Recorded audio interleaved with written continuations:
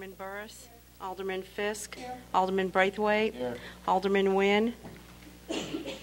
Alderman Wilson. Here. Alderman Holmes. Here. Alderman Tendam. Here. 8-1. We have a quorum. Alderman Nguyen asked me to please tell everyone that she is home ill with severe back spasms, and her doctor said she could not attend the meeting. First item on the agenda is the public hearing of the Chicago, Maine Tax Increment Financing District. I'm opening the public hearing. Second is a summary of public notices in conformance to the TIF Act, Kane McKenna. Or Johanna. I'll just introduce myself. Good evening, Madam Mayor, members of the City Council. Johanna Neiden, Economic Development Coordinator for the city. Before I introduce Bob Rickschicke from Kane McKenna, just wanted to give you an overview. We'll talk about how we fulfilled the statutory requirements to enact the TIF, and then lead you through the eligibility study. But first, Bob will talk about eligibility.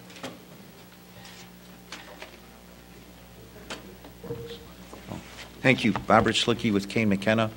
Just want to point out as a prelude to today's meeting, the city and staff have taken upon themselves, based on instructions we had from the city when this public hearing was authorized, to mail or publish notices that led to today's meeting. There were notices sent to taxing districts in the state of Illinois by certified mail on September 13th of 2012, which led to the Joint Review Board meeting on October 2nd. Newspaper notices were published on October 18th and November 1st. On September 24th, by regular mail, all residential addresses within 750 feet of the boundaries of the area were notified of the public hearing. And lastly, taxpayers of record were notified by certified mail on October 17th of this year. So from the standpoint of the city's conformance to the requirements under the TIF Act, you've complied with all the necessary notices as well as publications prior to today's meeting. Thank you.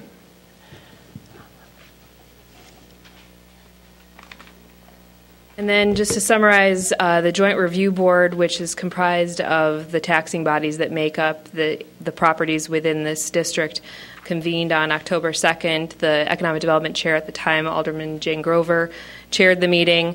The meeting was attended by representatives from District 65, Cook County, Ridgeville Park District, as well as a member of the public from the district.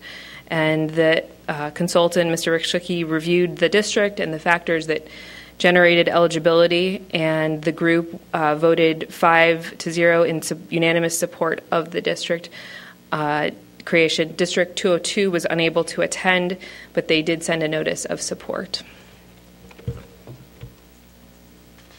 Thank you. So I'm just going to give a brief overview.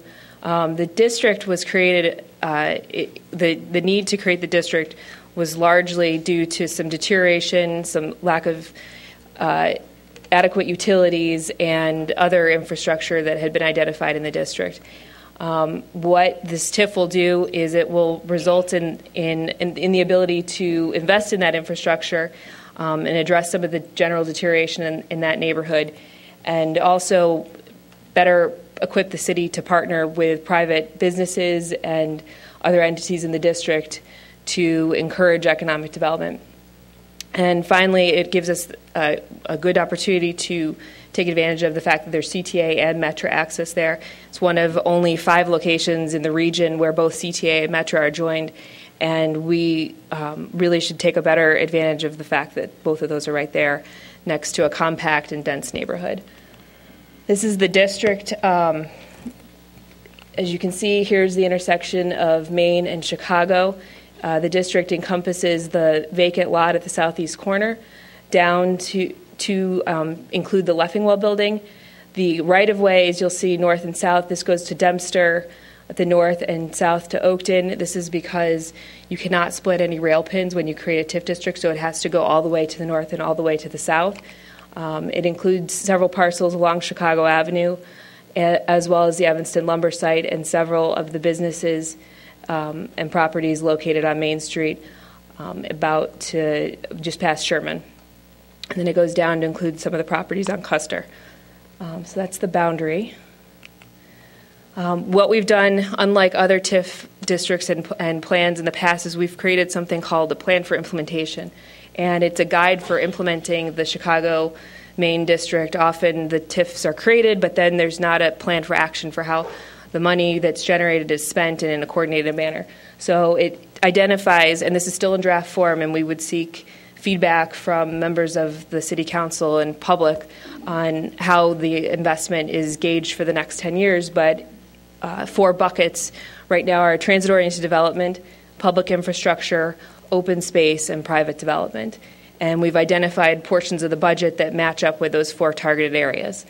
We've met with the 3 ward aldermen that abut and include that district, the 9th, the 4th, and the 3rd aldermen, to plan a neighborhood meeting for next year, early next year, to discuss plans for the corridor from Hinman to Ridge, and with the idea that TIF would be a tool to use within that neighborhood, but not the only tool. This is in the packet and in the TIF plan. This is the proposed budget. The estimated total budget is $25 million for the span of 23 years. And then I will turn it over to Bob, and he'll walk you through the eligibility of the district.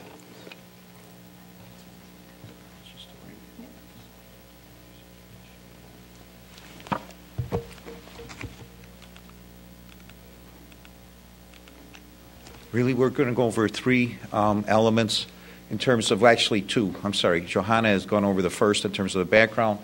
We'll talk a little bit about the factors that qualify the area and were required by state statute. Also had been reviewed with the Joint Review Board on October 2nd. And then lastly, some key elements of the TIF plan, which are required by statute. Again, in terms of the background, the city had also studied this area in 2002 in terms of part of the Chicago Avenue corridor. Johannes touched upon some of the importance as it relates to the transit orientation, and also from a standpoint just in terms of the vibrancy of the neighborhood, some of the commercial uses that are there currently along Main Street as well as Chicago, and the idea to continue the utilization of those uses as well as improve them and get enhancements to both infrastructure as well as appearance in the area. So from the standpoint of the legal footings, it conforms to the city's comprehensive plan. It exceeds 1.5 acres, and redevelopment, a finding will be made as part of the plan that it's feasible, but for the utilization of the TIF fund. Again, a little bit in terms of the pyramid, how it works. Just a quick primer on TIF in terms of some of the members of the public or taxpayers who are here.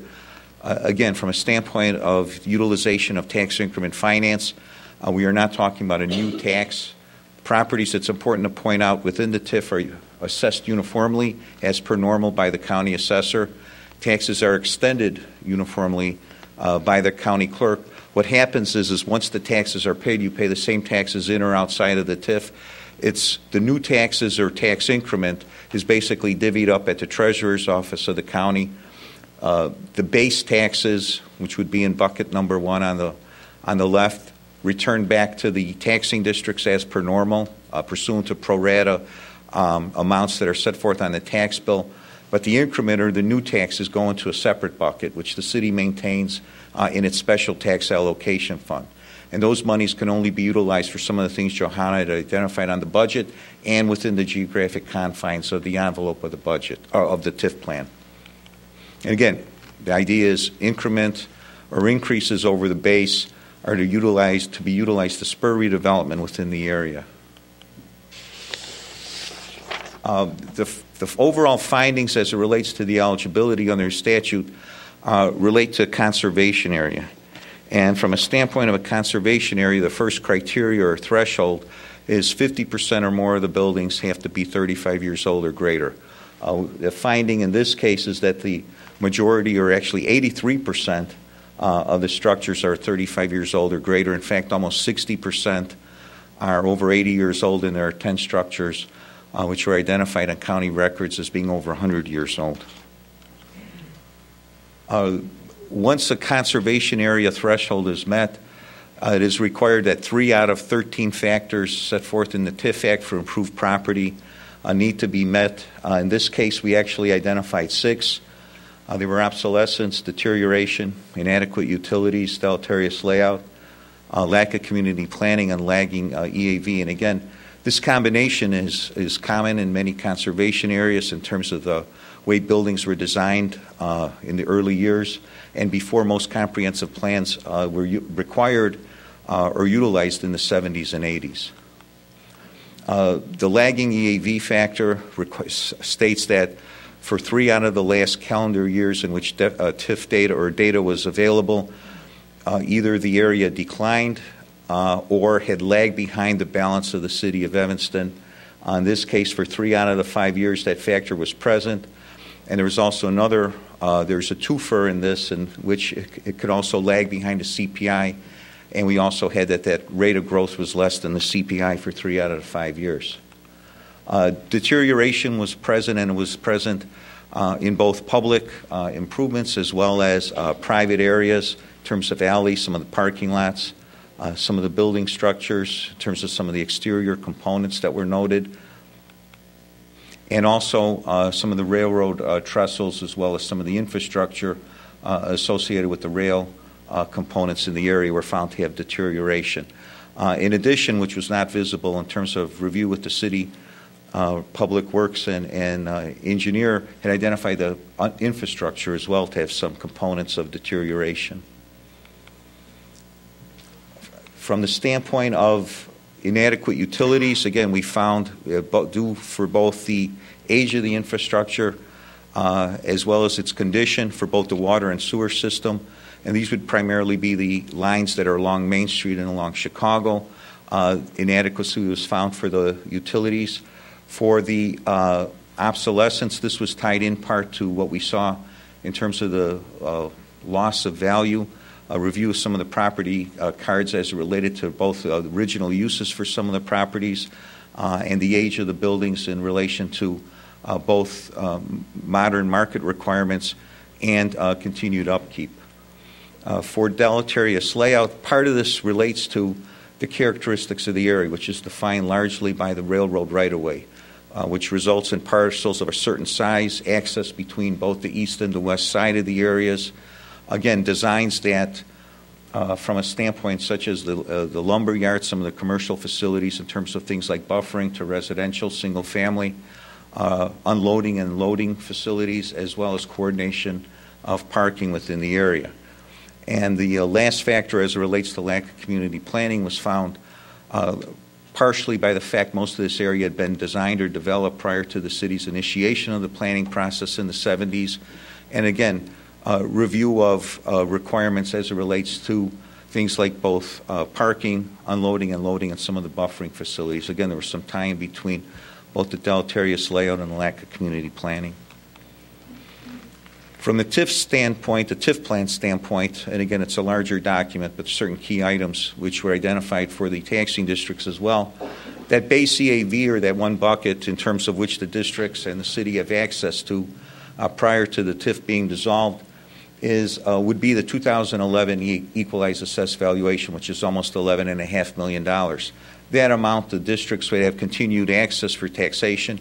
Any amount of growth over that and taxes applied to that amount would go into that other bucket, which would be utilized for redevelopment within the TIF area. The projected equalized assessed valuation upon completion of the 23-year term of the TIF is estimated to be $30 to $35 million. The budget, which is $25 million, includes for the greater part public infrastructure as well as renovation or rehabilitation for infill projects within the area. And again, this is a maximum amount. It's subject to performance. This is not an obligation of the city at this time, but it's a requirement of the TIF Act that you set forth what the possible ceiling or capacity of the TIF budget would be over the term of the TIF. Any required increase over that would require this process to start again and go back to the taxing districts. Land uses are primarily the same in this area, and again, they're but-for finding, which is part of the plan. And again, the plan is meant to be complemented. It's not going by other processes of the city, including this implementation plan that was described early on. This does not supplement your zoning. It does not supplant your zoning or any other entitlement processes. Those processes continue as normal. The TIF is primarily a financing plan to allow you to generate or utilization of the incremental taxes for redevelopment potentials or projects within the area. And there's the budget. Again, a good percentage of that, almost half, relates to both rehabilitation and utility improvements, as well as public facilities. At this hearing today, no action would be taken. It's just a hearing. The city has to wait, in fact, pursuant to state statute, at least 14 days, but no more than 90 days, in order to introduce the ordinances that would designate the TIF. So again, at this point, the hearing is in place. Notices were sent out to the general public as well as taxpayers, and the city council would be in a position to hear the comments on the plan over at this time. Thank you. Thank you. City Clerk, do you have any written comments for us? No, not at this time. Thank you. Johanna, is that everything you have? I believe that there are a few people that have signed up to Yes, speak. I have them but here. that's all I have. I'm going to call your names, and please come and speak on the TIF. And if there's anyone who signed up who I don't call, please let me know. Sean Chinsky at 714 Main, and then Betty Esther will be next. Hello. I'm Sean Chinsky, the owner of Goods. We're at 714 Main Street, a picture framing store. I also own the building that the business is operated in. And next year, we're going to be celebrating our 110th year doing business here in Evanston. It's something we're very proud of. It makes us the third oldest business in town, and I believe the second oldest retailer. We're committed to our community, and I appreciate that the city council and the city is directing energy and resources towards our neighborhood. The reason I'm here tonight, however, is to voice some concerns that I have about this TIF program. I've spent a fair amount of time looking over the plan. I've talked to some folks with the city and also some city council members, and I have a hard time feeling comfortable with the plan as it's proposed right now. The reason for the plan has evolved a bit over time. It started out as being put in place in order to facilitate the building of the office building at the corner of Main and Chicago Avenue. However, it isn't anything that's been brought up this evening. When I read the plan that is presented, it describes very specifically our block, the 700 block of Main Street, and a lot of the blight that it includes. And some of the things that it says in the plan is that this has been a barrier for the area's successful development. It describes the assembly of property for redevelopment, and that would be done for the highest, best use.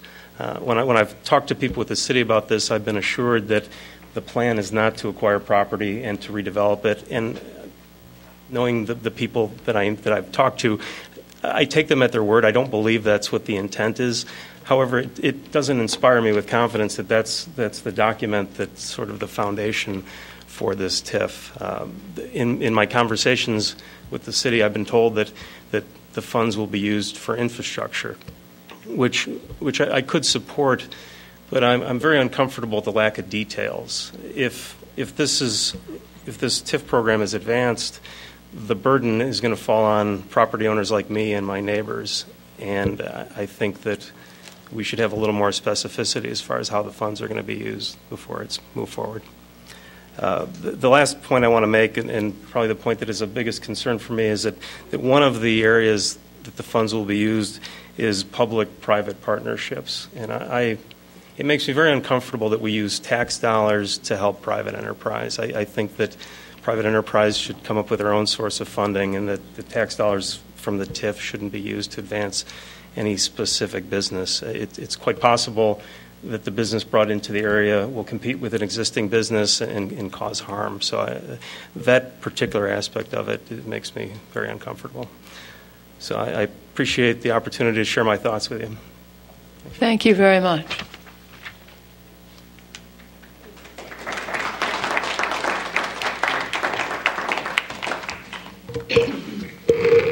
My name is Betty Esther. I stay at 2113 Church Street.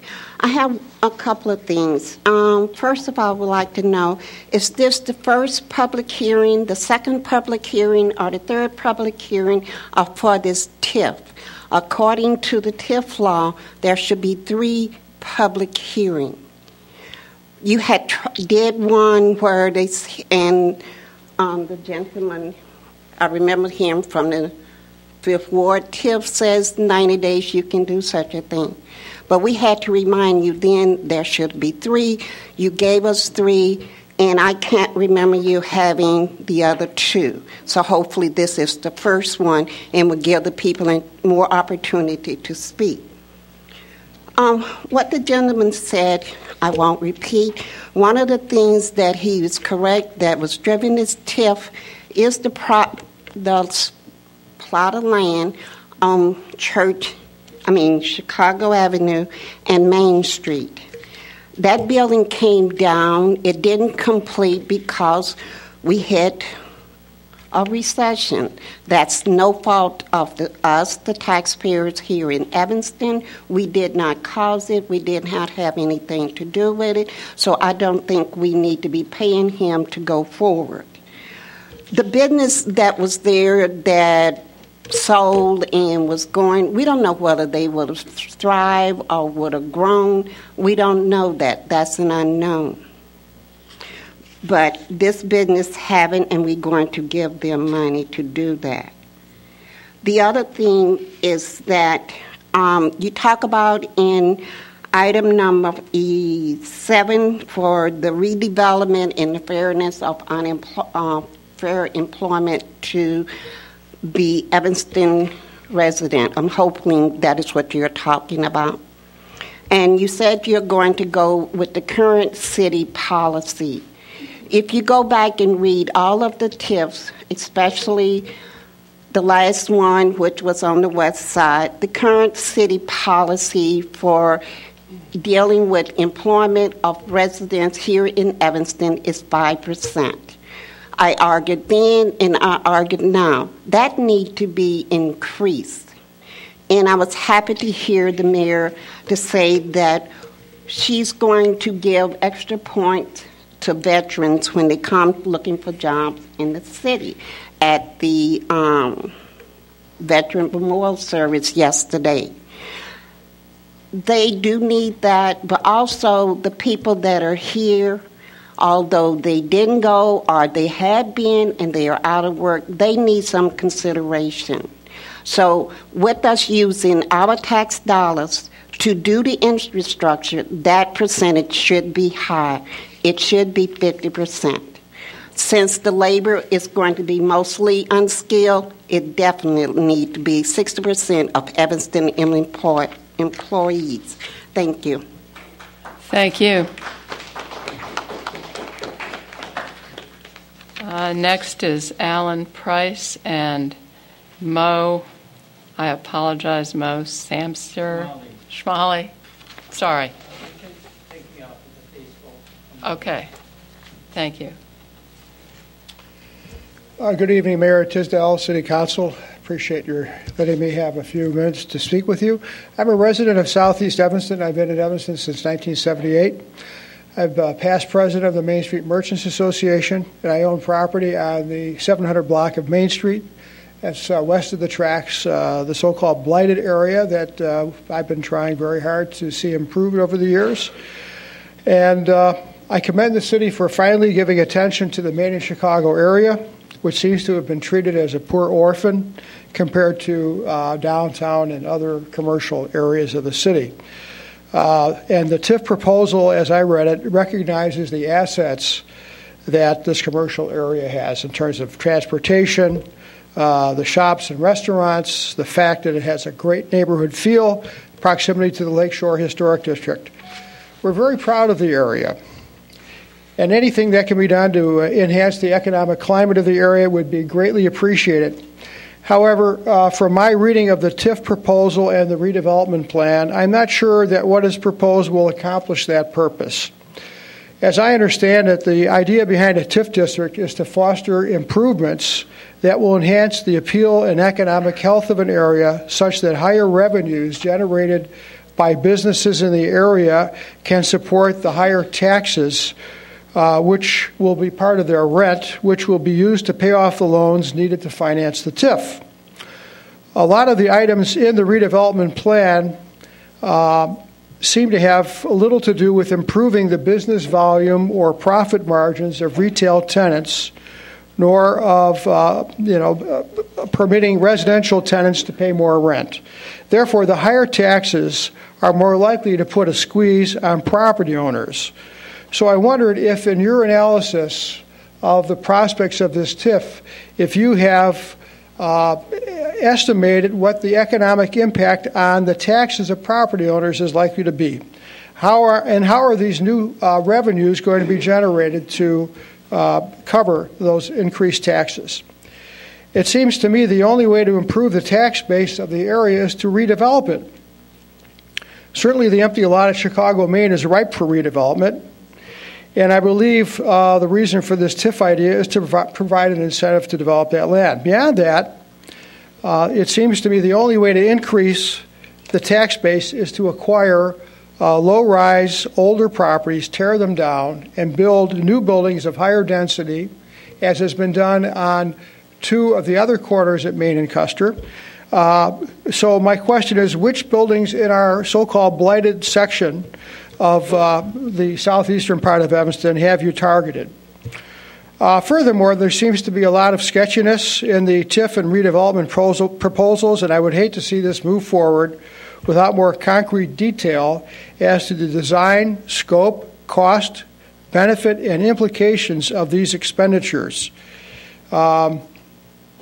Although it seems to me that the city, through the use of the TIF, is going to make property owners in the district pay for refurbishment of city infrastructure, shouldn't that really be taken upon the city in general? And then the other thing is, if you want to see the economic promise of the area improved, why not consider the establishment of an SSA that is more directly focused on economic development that will be less costly to the city and more under the control of the business and property owners in the area? Thank you very much for listening to me, and I appreciate the chance to air my comments. Thank you. Is anyone else here to speak on the TIF? Come right ahead.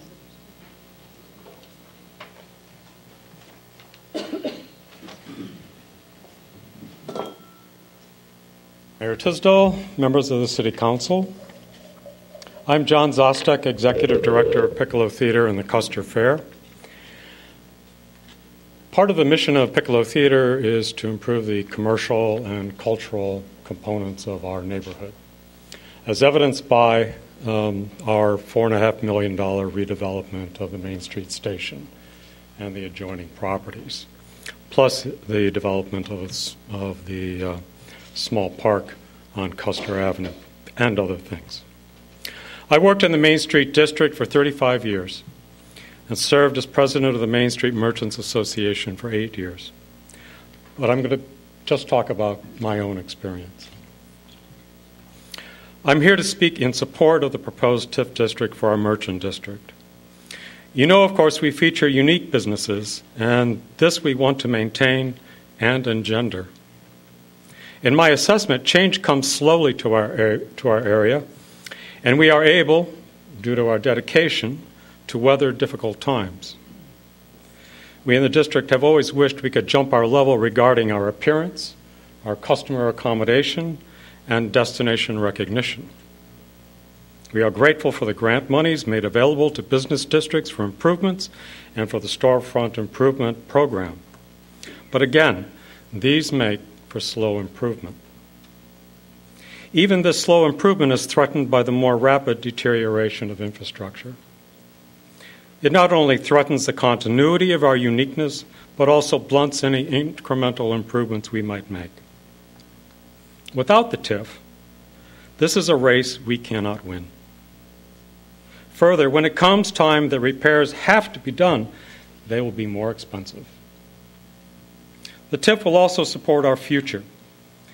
It would continue the excellent process of commercial governmental relations we have engendered over the past few years, Various city departments have worked with us on the Chicago Avenue Corridor Project, park improvement, and development projects. This TIF would aid future building and business development plans. The proposed office retail development in Main and Chicago, which would be a great asset to our district, could be realized. Our district supports the development. We also wish to preserve the current unique businesses we have and would not be attracted to supporting a retail tenant if it competes with some of our competition-sensitive legacy businesses. I'm sure this support can be arranged. In my analysis, the TIF proposal is the right cure at the right time for our infrastructure and the right introduction of energy into our process that can help our district jump its level. I support this proposal 100% and sincerely wish the council does too. Thank you. Thank you very much.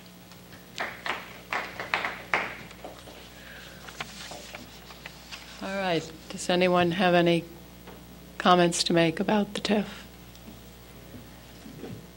Then that closes. I'm going to close the public hearing. Alderman Rainey. Could the city manager or you respond to Betty Sue Esther and the issue of 3 hearings? Yes, Madam Mayor, Alderman Rainey, this is hearing number 1. Will there be 2 more? And there will be 2 more. So the next action is sometime between 14 days and 90 days, likely sometime before the end of the year. This will come back. It will be an ordinance. Will require 2 readings, and there will be opportunities for public comment at both of those times. Thank you. Thank you, Alderman Rainey. Seeing no other lights on for comments, I now close the public hearing. Next item is Mayor's public announcements. I have none. City Manager, do you have announcements? Yes, 2. First, I'd like to ask Carolyn Delutri, the Executive Director of Downtown Evanston, to come up and talk about the event that is planned to kick off the holiday season in the downtown this coming Friday evening. Carolyn, good evening.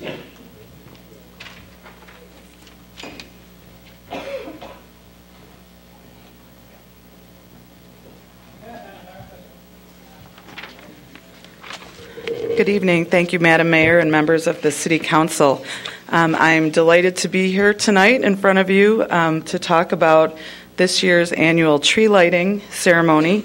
Last year, we spoke with Mayor Tisdale and asked her if there was a chance we could change things up a little bit this year. And she said as long as the kids got to see Santa and there was hot chocolate, she was okay with it. So I present to you a new brochure, and there's some by the door, and you can also download it at our website, downtownevanston.org. But it's the new Holiday Bash and Tree Lighting Ceremony in downtown Evanston. This year we've done things a little differently, where we're incorporating the business community in the evening's festivities, and it's really a way to bring out the community to share in the downtown whatever holiday it is that you may be celebrating. So it'll go from 4 p.m. till 9 p.m. I'd like to thank the City of Evanston Public Works, Police, Fire, Economic Development, all the different departments that have been a part of this and helping us. Also, the Music Institute of Chicago, the Piccolo Theater, Light Opera Works, Northwestern University Theater Interpretation Center. Many, many groups have been involved in the planning of this event. We started about 3 months ago. We had about 7 people show up to the first meeting, and 2 weeks ago we had about 30 people there. So it's really the business community, different organizations coming together to kick off the holiday season. You'll see in the brochure that there's a lot of businesses offering refreshments and things. There's other areas that are having live music and entertainment in their shops. And the tree lighting will take place as we always have at 5:30. We'll start out with some music by the Music Institute of Chicago. The mayor and that special man, Santa, will arrive on the fire truck approximately close to 6 p.m. and we'll light the tree. So again, we invite people to come out.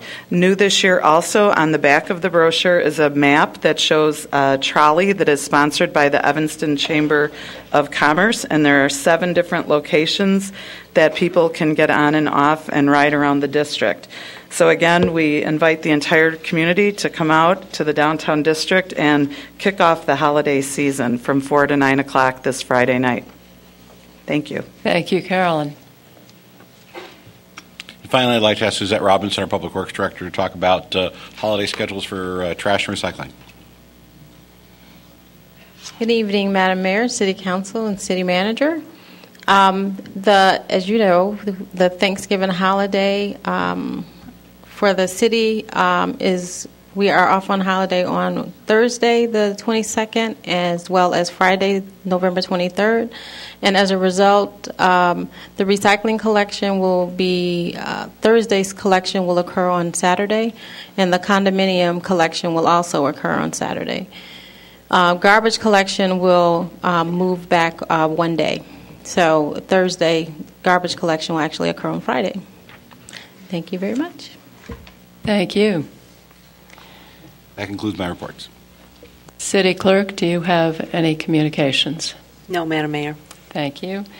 Next is citizen comment, and citizen comment is supposed to conclude in 45 minutes. Given the number of people, it would be wonderful if you could keep your remarks as close to a minute, 10 or 15 seconds as possible. I know that isn't much time, and I'm really delighted that you're all here to speak. That's what makes Evanston a great community. I'm going to call the first 4 people, and if you can come up after the speaker who speaks before you, that would be terrific. Chris Oakley, 3115 Thayer. John Schuster, 600 Main Street. Oh, you spoke. Okay, bless you. You're done. Thank you. That helps. Richard Fleer and Fernando Ferrer. Go ahead. Mayor, may I ask a question? Yes. You pulled the sign-up sheet before the council meeting started and prevented some of us from signing up. Is there a possibility we can sign up? Of course there is. Are there... Well, there are no more spaces. You can sign up on the back of that one. That means would everyone keep their comments as close to a minute as possible? Okay, thank you. My name is Chris Oakley. I'm an Evanston resident. I live at 3115 Thayer Street in West Evanston, and I'm here to comment on the Northwestern University parking garage. I'm a registered architect. I have practiced and worked in the design and the real estate development field for over 25 years. I assume there are others here who probably have more opinions to share regarding this proposal, but my statements are specific to zoning and bulk requirements. Contrary to staff's opinion and report, as planned, the parking garage does not comply with required yard setbacks of the Evanston zoning ordinance, specifically Section 6-15-8-5A and 6-4-1-9A. Both of which require yard setbacks along the south property line of this lot of record. These sections require a 27 to 50-foot setback along this property line. As proposed, the garage will be set back 10 feet from the property line. When considering this or any lot, frankly, this lot of record, yard as defined in the Evanston zoning ordinance and similar to most other zoning ordinances shall extend the length of the property measured from the property line parallel to the property line. For this lot of record on this side of the campus, that would be setback from the northbound leg of Sheridan Road where the road turns all the way to the lake. Over the past week, or a little less than the week, I've met with staff and city officials 3 times to discuss this. Staff asserts that these requirements are not applicable and insist on measuring setbacks from the curb line of Sheridan Road, not the property line. I have reviewed this with a variety of land use and planning professionals who confirm... Chris, I need you to wrap up, please. Okay, as planned, the building should require a major variation, and it does not comply with the Evanston zoning ordinance. This does require a much more detailed review, and if held in council, I trust city staff and council members can see that this happens. And I would like to distribute this. Yes, of course. Please do.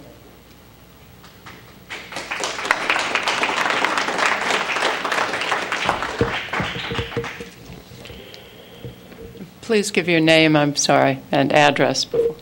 My name is Richard Fleer of 918 Washington Street. Good evening, City Councilors and Mayor Tisdall. My name is Richard Fleer. As an Evanston resident, I am strongly opposed to the J.P. Morgan Chase project at the intersection of Crawford and Grosse Pointe on economic grounds.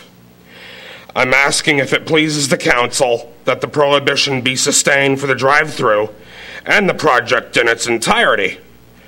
Basically rip it up and start all over again. The city of Evanston, Illinois, has 18 pieces of Chase property in 9 square miles of land. J.P. Morgan Chase has oversaturated the city with their banks. This comprises an average of 2 pieces of Chase property for every square mile of land. A typical bank branch doesn't make profit for a year or two after construction. People are not interested in having 19 banks in a 9 square mile area. The very idea is silliness. Evanston residents do not have time for this type of silliness. This tract of land could hold an automobile repair business or dry cleaners, for example. Sarkeys could even use this land to serve as a parking lot for their customers, but not another big bank branch. Thank you. Thank you. That was 1 minute. Excellent. Good evening. My name is Fernando Ferrer, and I live at 2636 Crawford. I've been an Evanston resident for 36 years. I had something much longer planned, but I will cut it less than a minute. That's okay. Chase Bank and the developer of the property, Edgemark, are trying to push a backdoor solution by somehow sidestepping the rezoning issue by purchasing the land and giving it to the city, who would then build a parking lot. This is a slap in the face to our petition that the Hillside neighbors came up with months ago. It was actually the second petition against rezoning any land, any residential land, to business purposes. They are trying to sidestep this rezoning issue by purchasing the land and giving it to the city, who would then build a parking lot. This is against some of the aldermen's wishes at the last meeting and to the neighborhood's wishes. I truly hope this council members will not allow this backdoor maneuver to happen and instead support the community, support the Central Street Master Plan, and vote against this. Thank you. Thank you.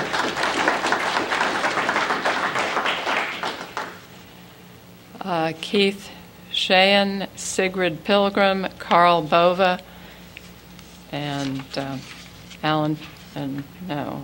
Virginia Mann. Keith Sheehan, 3604 Hillside Road, Evanston resident, not as long as Fernando, but about 10 years. I'm also going to agree with Fernando. I strongly recommend that the City Council does not amend the current zoning ordinance. We're setting a dangerous precedent here, where developers can request a special use to bypass the original intent of the Central Street business zoning.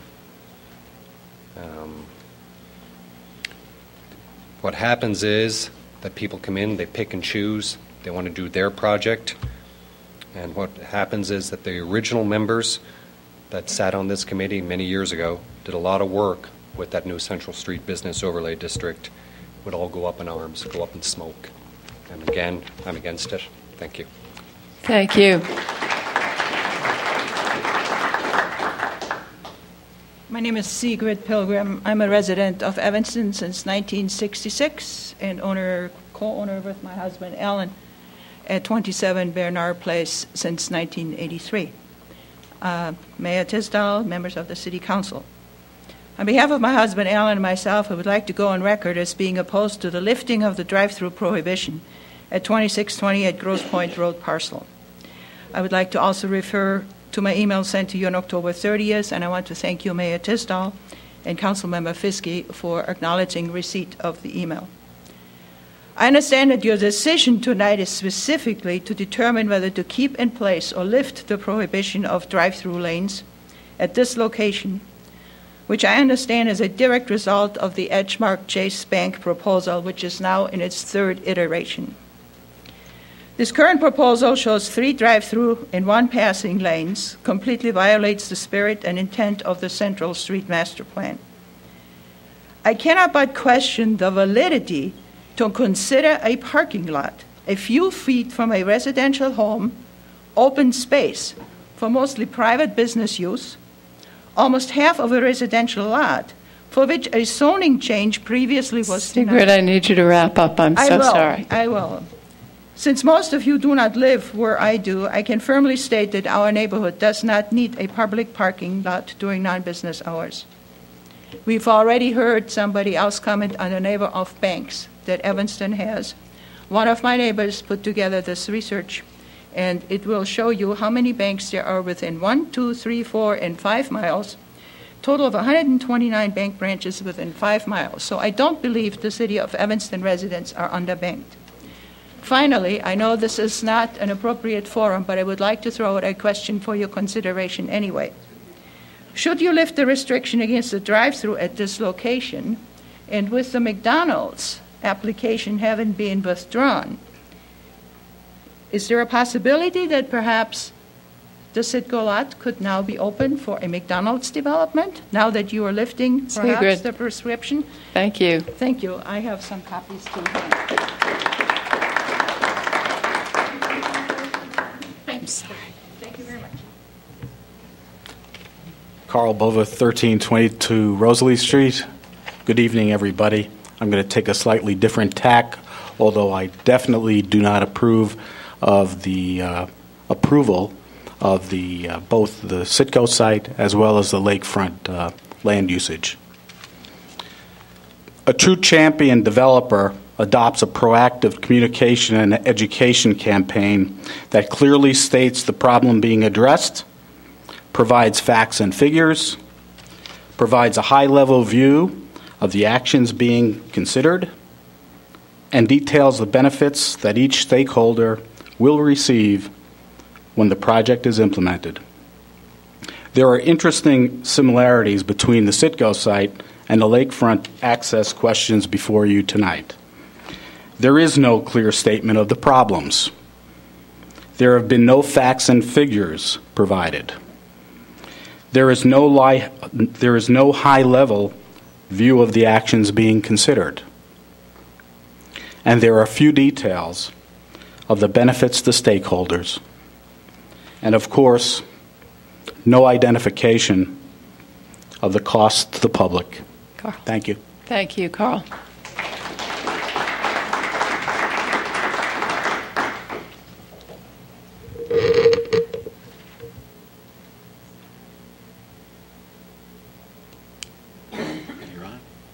Go ahead.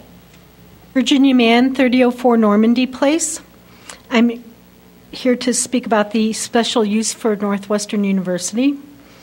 Northwestern is a great institution, but part of what makes Northwestern great is the fact that it's here in Evanston, in our beautiful, economically, ethnically, and socially diverse community.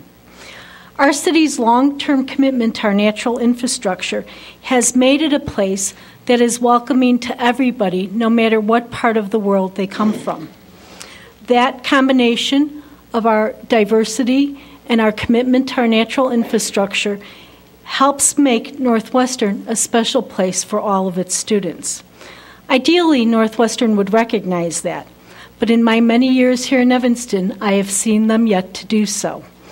And unfortunately, their proposal today, their request today, is yet another example of their cavalier attitude towards the people of Evanston and to our city.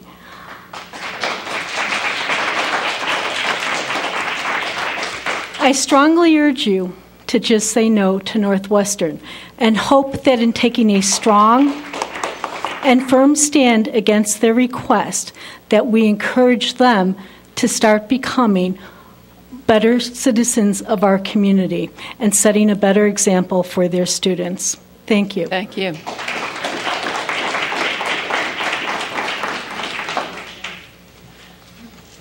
Judy Chuddock, Matt Marapow, Dennis Dennis, I apologize, at 1021 Judson. Go ahead. Hi, it's sorry, I lost my voice. I hope you can hear me. It's Judy Chudak, and I'm at 2669 Crawford Avenue, which is just a couple of houses up from the proposed Chase site.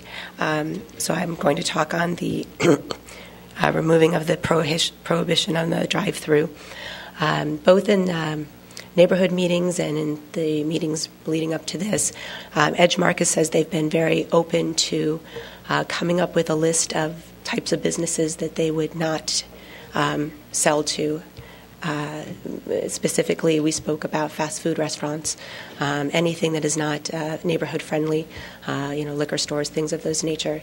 At the time, it wasn't the right time and place to come up with that list, but if we're going to be removing the prohibition of drive-through, before that's allowed to happen, I think we need to have a list to make sure that, to Sigrid's point, we don't wind up with an institution there that is not friendly to the neighborhood children, people driving in and out at all hours.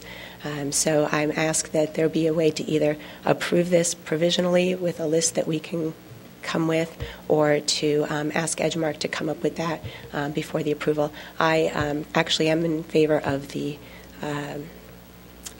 Chase Bank going in, unlike many of the neighbors here. So, thank you. Thank you. Good evening.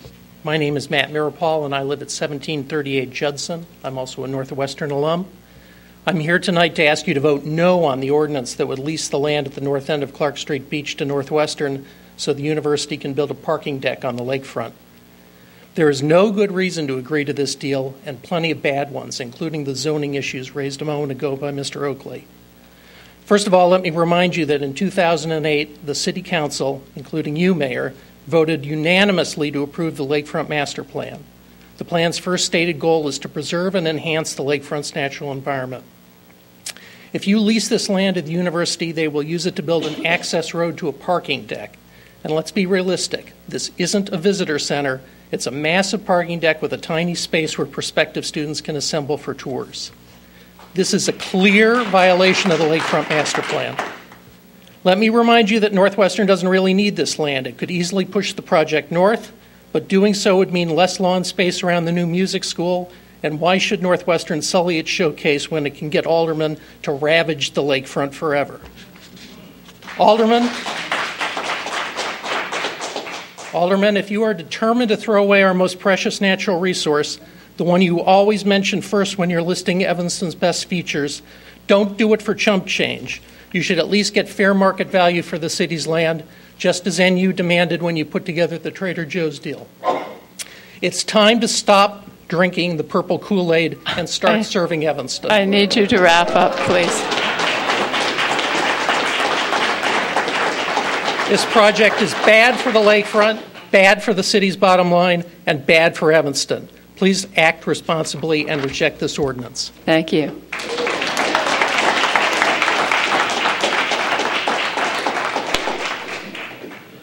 My name is Dennis Grigatis. I live at 1021 Judson Avenue. Mayor Tisdale, Madam, and council members, I'll be brief.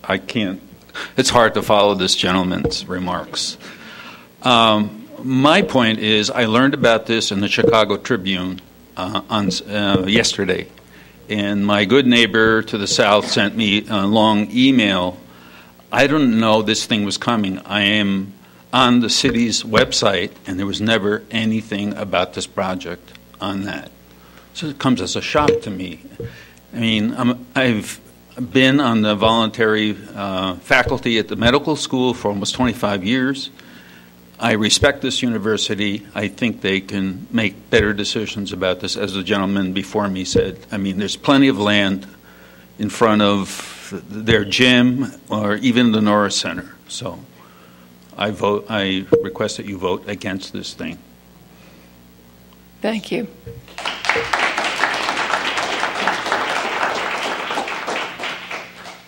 Christine Samuel, Lois Samuels, Pat Matkov, 474 Sheridan, and Debbie Meacock, 480 Sheridan. Okay, thank you.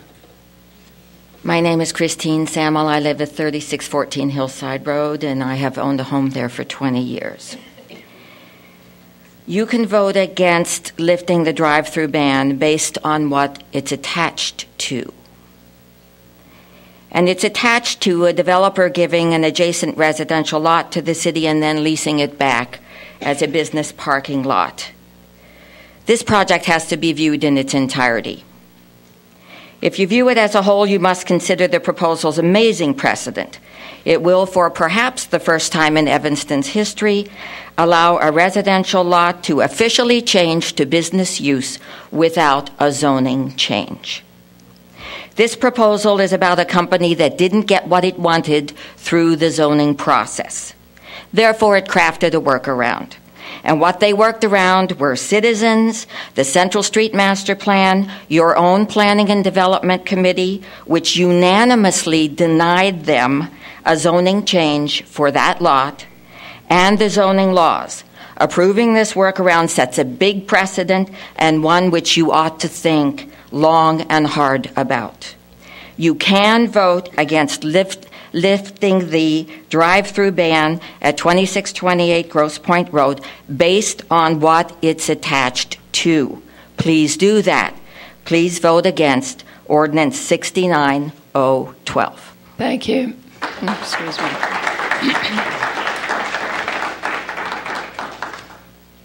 Good evening. My name is Lois Samuels. I live at 1013 Judson. I've been a resident of Evanston for 40 years, and I'm going to speak really quickly. Fast, but not quickly.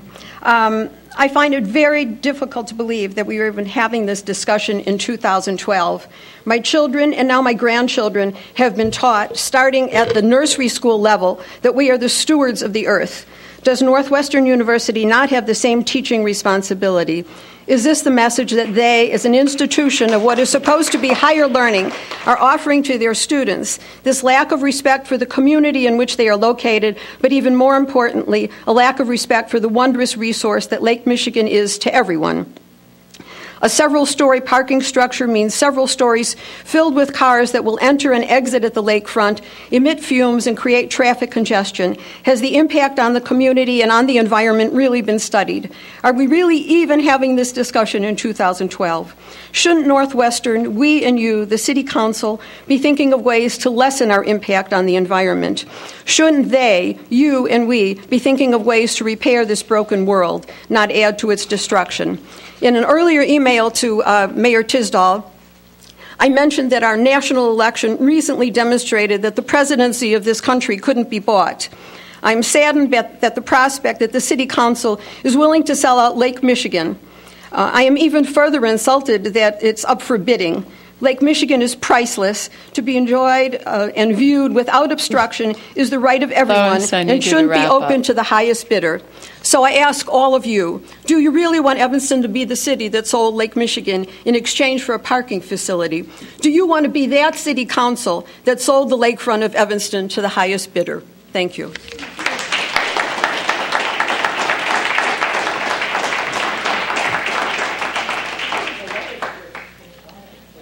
Next, we have Debbie Maycock, Ariel Barbick, Scott Oldham, and Karen Strauss. Thank you.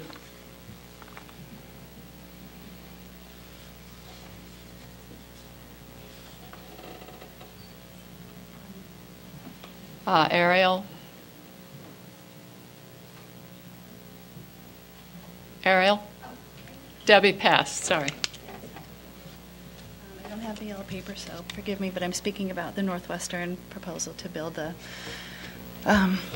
parking garage visitor center along the lakefront. Give me 1 second, sorry. Yes. I'm speaking about the proposal for Northwestern to build the garage and visitor center along the lakefront.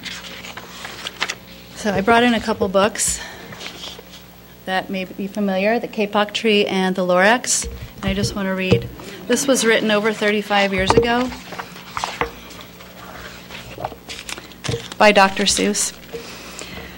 Mister, he said with a sawdusty sneeze, I am the Lorax, I speak for the trees. I speak for the trees have no tongues, and I'm asking you, sir, at the top of my lungs. He was very upset and he shouted and puffed. I am not the Lorax. I am an Evanston resident for over 30 years. I am a teacher, I am a mother, and I am a concerned citizen. And now I speak for the children.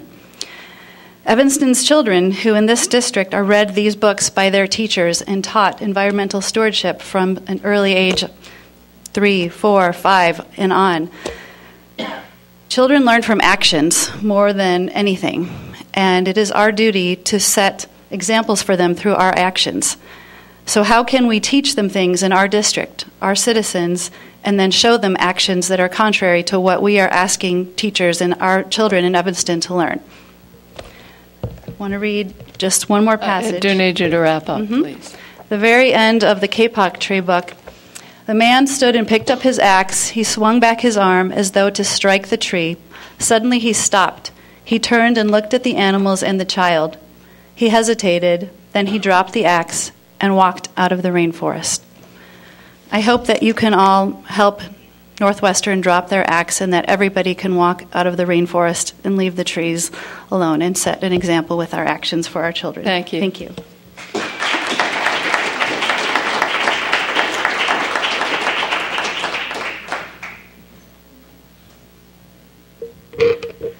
Hi, my name is Karen Strauss. I live at 1616 Hinman, and I've been an Evanston resident for almost 20 years now. Like the others before me, I am here to ask you to just say no to Northwestern. For almost 20 years, I've lived 2 blocks from the lakefront, and every summer, practically every day, I take that lovely walk, the walk that goes past Clark Street Beach, past the Northwestern Sailing Center, and up to the peninsula. And one of the things I enjoy doing the most there is bird watching and wildlife watching in that small triangle, that precious ecosystem that somehow has managed to flourish. And in that small triangle, I have seen a pair of red foxes. I have seen raccoon, I have seen possum, as well as an extraordinary variety of bird life. That ecosystem, it will be endangered. It will probably vanish if you go forward with this plan. One of the things that I was confused about when I first went on that walk 20 years ago is here's this spectacular lakefront. And what did Northwestern do with it? Yes, they literally paved paradise to put up a parking lot. Now, Evanston is going to allow Northwestern to compound that mistake by making an even bigger and taller parking lot. And worse yet, endangering that little triangle of wildlife, I'm sorry, I which need is you to so wrap up. precious to the community that has come to appreciate it and enjoy it. Just say no. Thank you.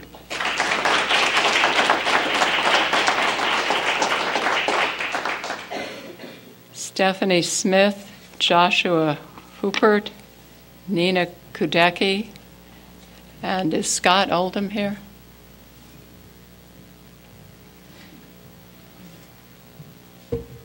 Hi, I'm Stephanie Smith. I live at 1401 Lake Street in Evanston, and I'm here as an Evanston resident, but my day job is working for the Alliance for the Great Lakes. We're based in Chicago and we protect the Great Lakes. That's what I do every day. So I know a lot about them, and I just want to remind us about where we live. We live on 90% of the U.S.'s fresh surface water, to 20% of the world's fresh surface water, and it's our responsibility to take care of it. So I want to just also remind us, perhaps people don't know, that the Great Lakes are in the middle of receiving hundreds of thousands of dollars, hundreds of millions of dollars to restore the Great Lakes. So a big part of that is habitat restoration. And I just want to underscore restoration. What I've read is that this project is not about restoration and is not about taking steps in that direction at all. That's going against what this country is trying to do for the Great Lakes. And I think it's really important that we think about it in that context. This is a global treasure. And I want to make sure that we're all aware of that and think about that carefully. This, as earlier folks spoke, everyone made good points. I want to make sure we're thinking about restoring the habitat. Thank you. Thank you.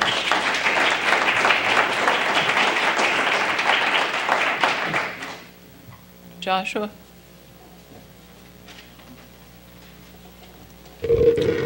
Hi, I'm Joshua Huppert. I live at 2630 Crawford, and I'm here to speak about the drive-through proposal at 2628 Grosse Pointe.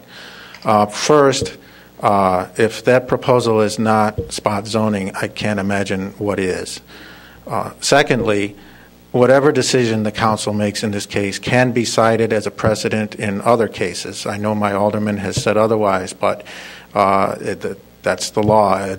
Zoning cases are subject to judicial review, and other decisions can be cited. We know there's been talk about a drive-through type 2 restaurant down the street, a block or two away. That was withdrawn. I'm sure they're just waiting to see what happens here. If not, something else will come up there. And if the city bends over backwards to allow this project and then turn something else down, they'll take it to court and they'll cite this decision. Last and finally, I don't always agree with Alderman Tendon, but I very much agree with what he said at the October 22nd meeting, which is that too much time has been spent on this project. It has been about a year since the first hearings. He said too much neighborhood time, developers' time, staff time, and I agree. The developer, very nice guy, smart guy, I've met him, Richard Sapkin. He bought an 11,000 square foot lot where drive-throughs are prohibited, and then he turned right around and proposed a 25,000 square foot drive-through bank. The city, I wish the city had said right then what Alderman Rainey said at the July committee meeting. She said, if you need a text amendment and a map amendment and an alley vacation and a special use, then you're in the wrong spot. And she figured that out real quick. I'm sure that the city. Sure, I will. It won't be developed as long as the developer thinks that he can get what he wants. And as long as some people in the city are encouraging him to think he might get it, he's not going to move. If the city had said a year ago, you know the law, you knew the law when you bought it, and it's still the law, it would have already been developed. Thank you very much. Thank you.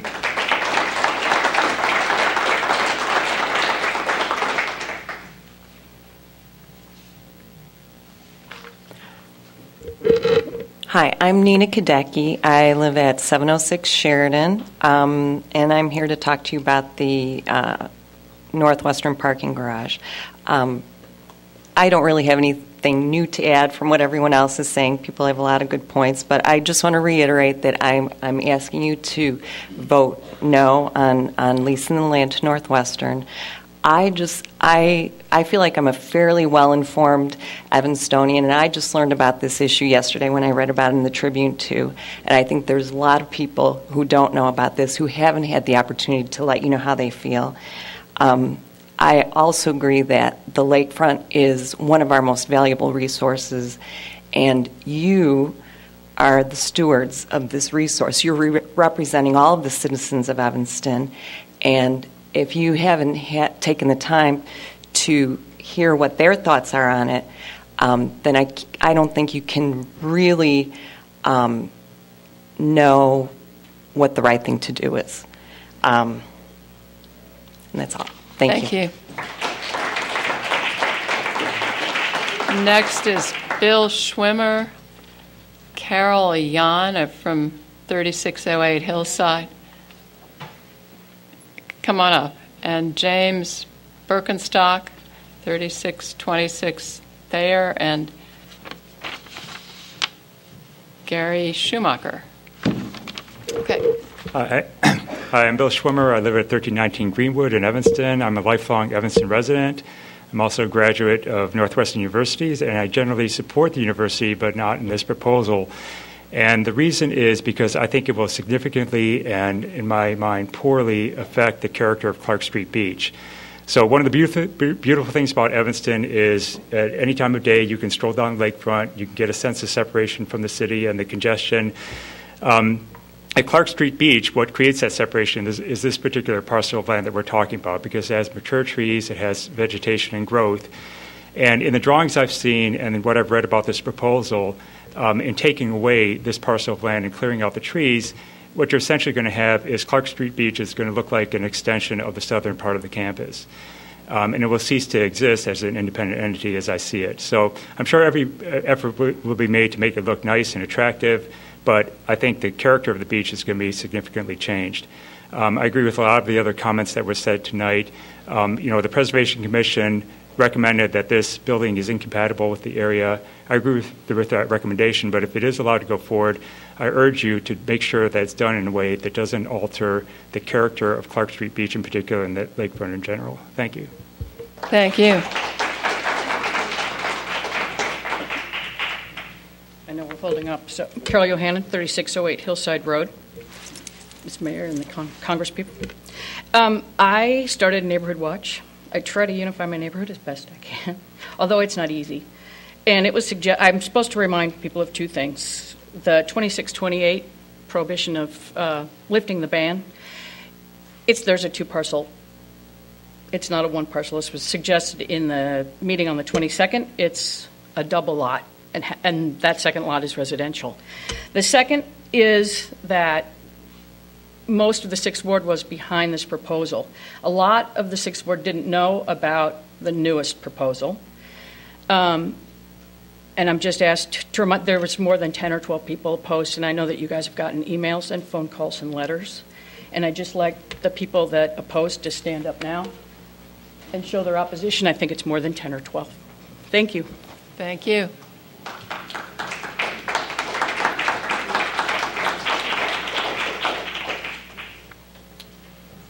Good evening. I'm James Birkenstock. I live at 3626 Thayer Street, and my wife Jean and I have lived there for 38 years.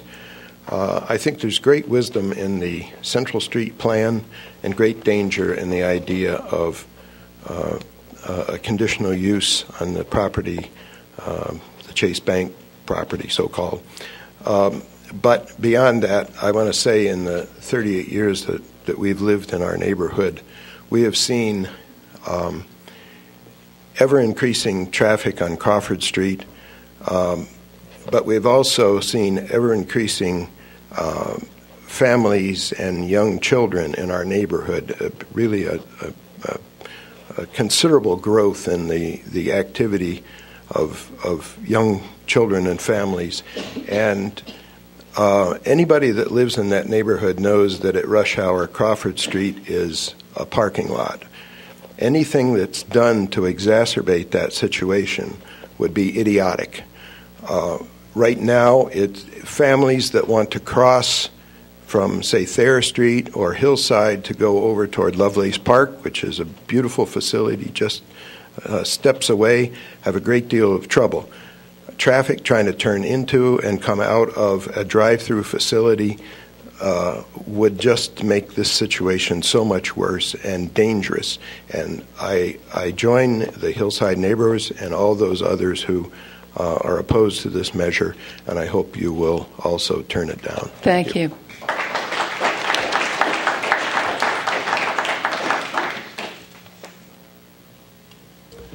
I am not Gary Schumacher. I'm Jack Weiss, speaking on behalf of Gary Schumacher, who lives at 832 Michigan Avenue. I think it's important to remind the council, and I quote, that this deal for land was also not made up as a part of the presentations to our commission. I'm sorry, let me back up. Gary had a prior commitment tonight, couldn't be here. He's a resident of the 3rd Ward. He's an architect in Evanston, and he's the current chair of the Preservation Commission. I'll start over. I think it's important, and I quote him, to remind the council that this deal for land was also not made as a part of the presentations to our commission and remains incompatible with the standards of review for alterations within the Lakeshore Historic District.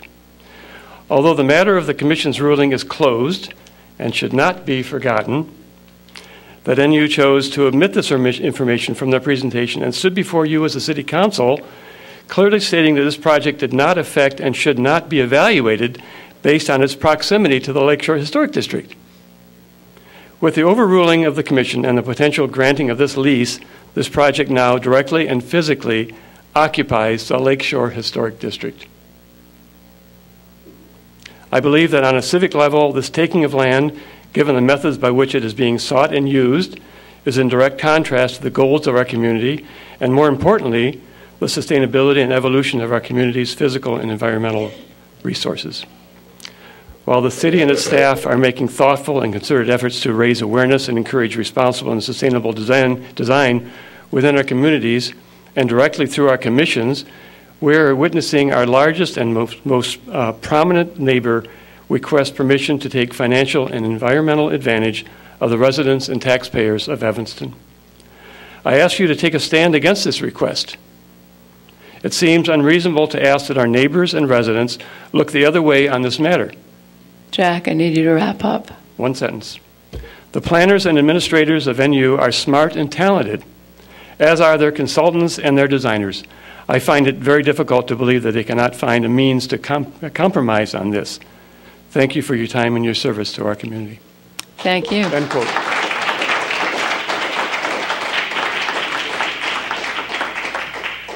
Linda Damashek.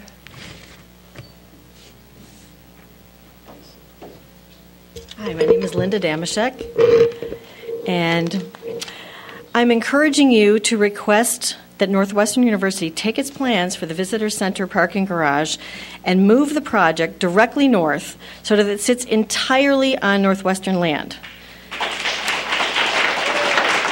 There's a simple solution, really.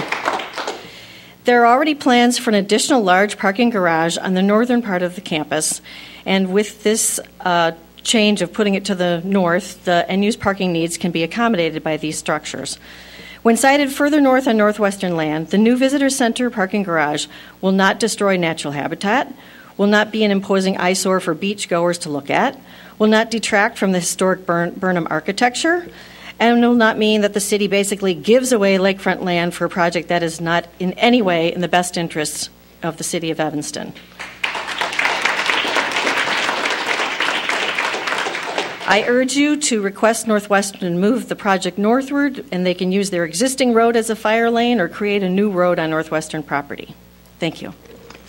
Thank you.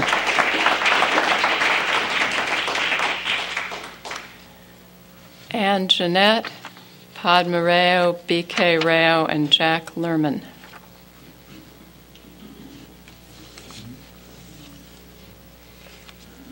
Hello, City Council. I'm Ann Jeanette, and I think maybe my husband and I, on the record, we've lived in our house for 50 years in Evanston.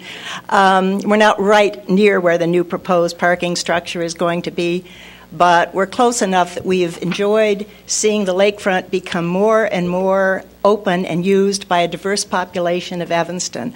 We have pushed for more festivals, more lakefront usage, because I think that's a joy that we all are entitled to living in this city. I know it's being involved with the master plan planning, some people propose that we put in merry-go-rounds and things like that. No, we want to keep it open, natural, beautiful. The idea wasn't to give cars a lakefront view. Somehow, that seems a little weird to me. So there have been so many good things that have been said, or important things and correct things that I won't go on. I know I've written you a couple of letters. But I just feel very, very strongly about this, that if we start, letting things encroach on our lakefront, in this case Northwestern, it could continue. And that is, without doubt, our most valuable resource in this town for everybody. So I urge you, please, definitely not to give them that beautiful tree area for $1, but hopefully to urge them to move the whole structure north. Thank you very much. Thank you.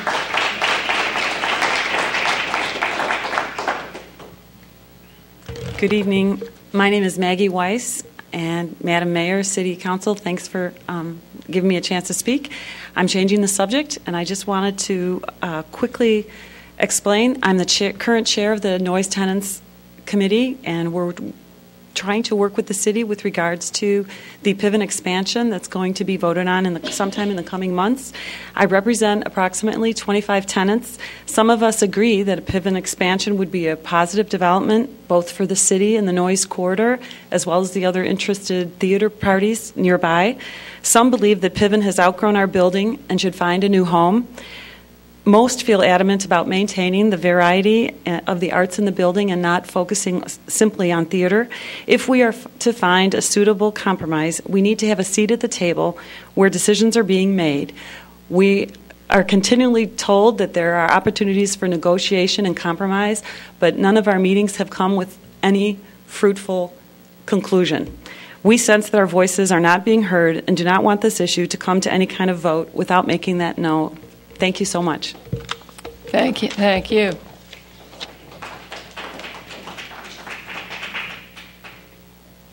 My name is Jack Lerman, and I live at 2412 Park Place in Evanston, and I have some financial concerns. I also am a tenant and an artist and teacher at the Noyes Cultural Center. I have some financial questions concerning the expansion of the Piven Theater at the Noyes Cultural Center. Will this proposal lead the city into financial problems? Will the Piven Theater be able to come up with the money to pay for the cost of construction of 1/5 of the Noyes Center? Will the city be able to fund the actual cost? As tenants, we have waited a long time to find out whether or not the Piven Theater will have raised the actual funds to support their part. In the meantime, many tenants have left because of uncertainty of where the money will come from. Will this be the taxpayers' ultimate responsibility? Thank you. Thank you. Next is Padma Rao and B.K. Rao.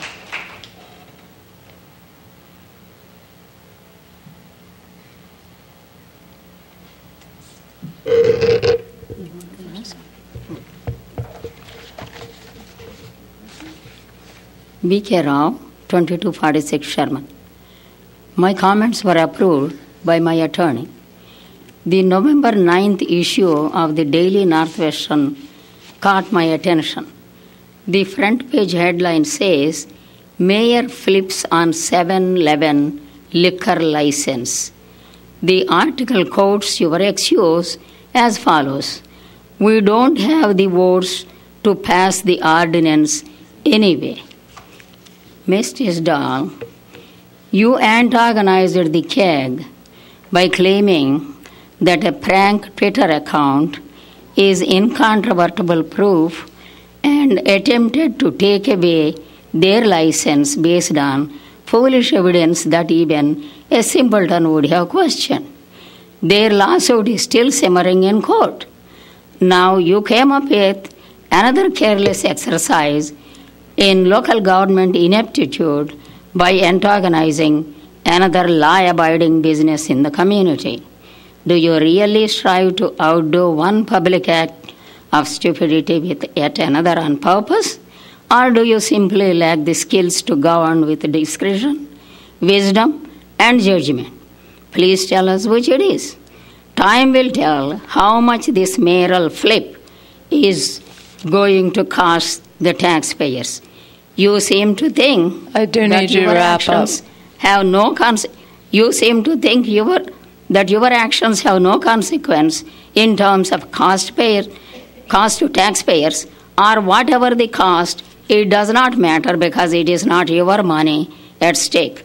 Your quote in the Daily suggests that the council already made the decision behind the closed doors and not in public, no doubt while feasting at taxpayers' expense in your pizza palace Ms. in Rao, the next room. I do need you to wrap up.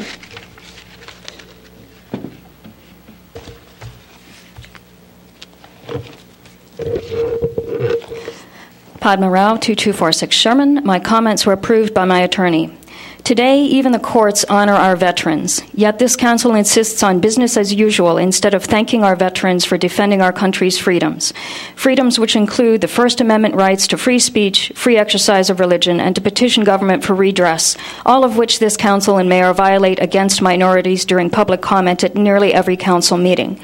I believe that our veteran sacrifices should not be ignored by disenfranchising minorities. On October 22nd, your mayor allowed a white man to speak both for himself and again for an absent person. But your mayor forbids me and Mom from doing exactly the same thing.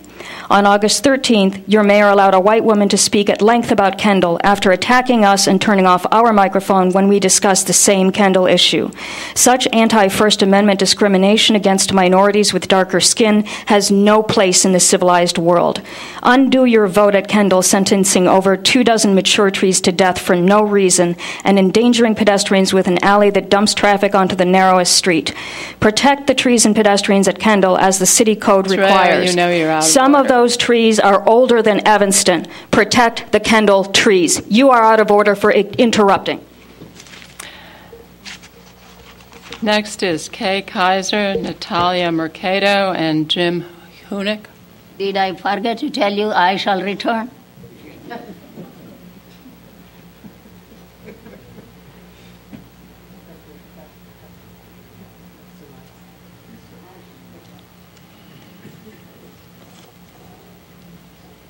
Good evening, everybody. I am Natalia Mercado, and I represent the Children's Advocacy Center of North and Northwest Cook County.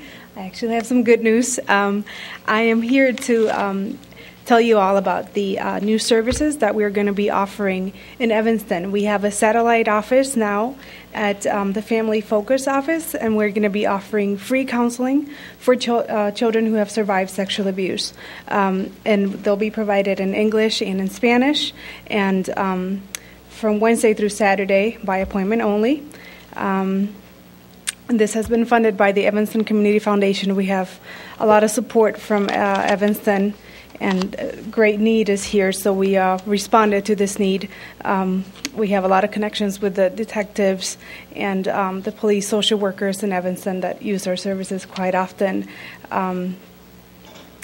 So we are very happy for that, and we have some flyers for everybody. Thank you. Thank you very much, and welcome to Evanston.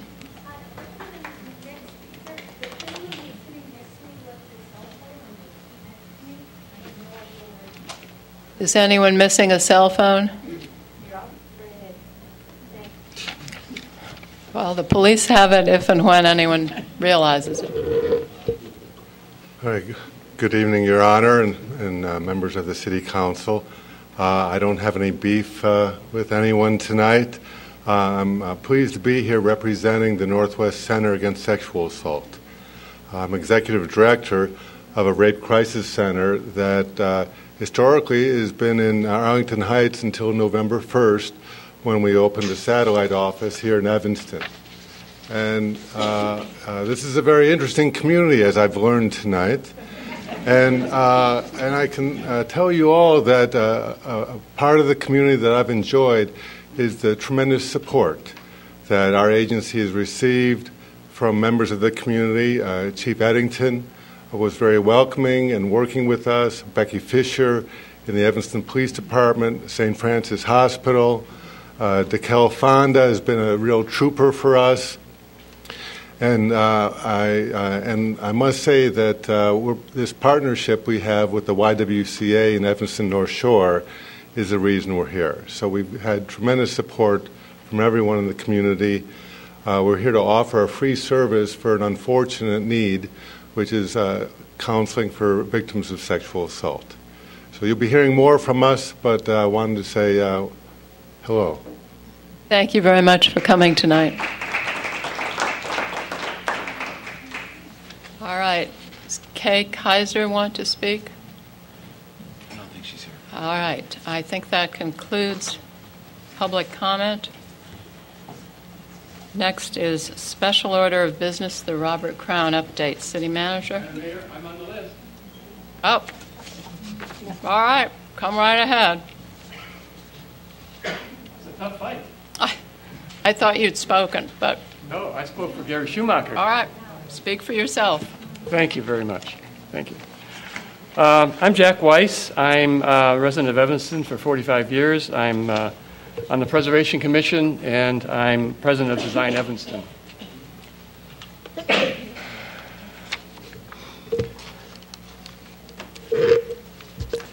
We said it 3 times at our meetings in August, September, and October, no. The proposed visitor center did not qualify for a certificate of appropriateness. We sought a collaborative solution, as we always do, and were confronted with refusal by Northwestern. We spoke about context and were presented with a picture of the Northwestern campus. We said it was about more than Northwestern. It was about context in the larger community of Evanston. Alderman Wilson, hello? Context is not subjective. As you suggest, in our deliberations, we use 17 standards, objective standards, to review construction projects. We use 10 standards when reviewing alterations. We use 5 when reviewing demolition, and we use 3 when reviewing special use or zoning variations. These are our standards. Did you all read them before you made your decision 2 weeks ago? That's a lot of work. The Visitor Center failed to meet all 17 standards of construction, and for that reason, the Preservation Commission denied their request. 2 weeks ago, you overruled our decision and voted 6-2 to grant Northwestern's appeal. The Visitor Center can be built on the proposed site. So here we are tonight, watching for a second shoe to drop. Approval of the proposed fire lane bike path on leased public land in the Lakeshore Historic District to accommodate the Visitor Center. Mr. Cubbage, if you're here, this was not a win-win for this community. Mr. Weiss, I do need you to Okay, I'll try to hurry. Northwestern is mandated by public law to provide the pathway onto your landfill. You're asking for approval only because you can't build the Visitor Center on your own property. The Visitor Center nearly touches your property line. Preservation Commission suggested 3 times that you could move the proposed Visitor Center northward onto the site of the existing parking structure. We suggested it again 2 weeks ago before this council. We pointed out that if moved northward, there would be no need to seek Preservation Commission or City Council approval for the project or the pathway. I suggest again tonight that if the Visitor Center parking garage is moved northward onto the site of the existing parking garage, there's no need to ask your approval to lease our public land for their pathway.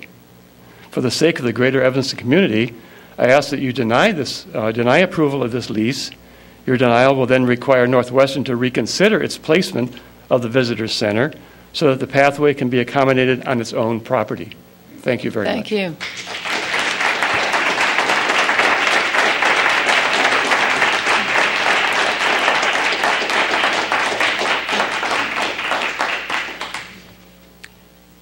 Now I think that really does conclude citizen comment.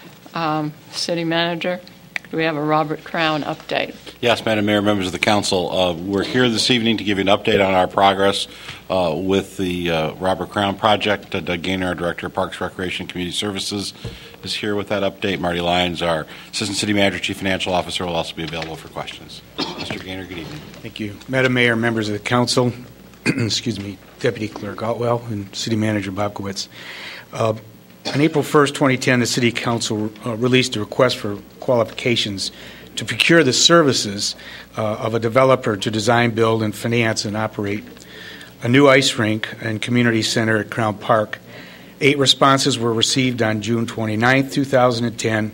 The Crown Park Community Center Evaluation Committee, which was selected by the full City Council and included Aldermen Wilson, Burris, and Jean-Baptiste at the time, and later Alderman Braithwaite. 3 Parks and Recreation board members, Mark Metz, Mark Sloan, and Marcus Cassidy, and a variety of city staff, was organized to review the proposals. And after an extensive review process, 3 proposals from Evanston Sports Partnership, Harbor Contractors, Crown Park Community Partners, William Blair, and McCaffrey Evanston Recreation LLC, McCaffrey Interests, were recommended by the Evaluation Committee for pre-qualification. On the 24th of January 2011, the City Council approved that recommendation. The property that we're talking about at Crown Park, we had 2 different evaluations made.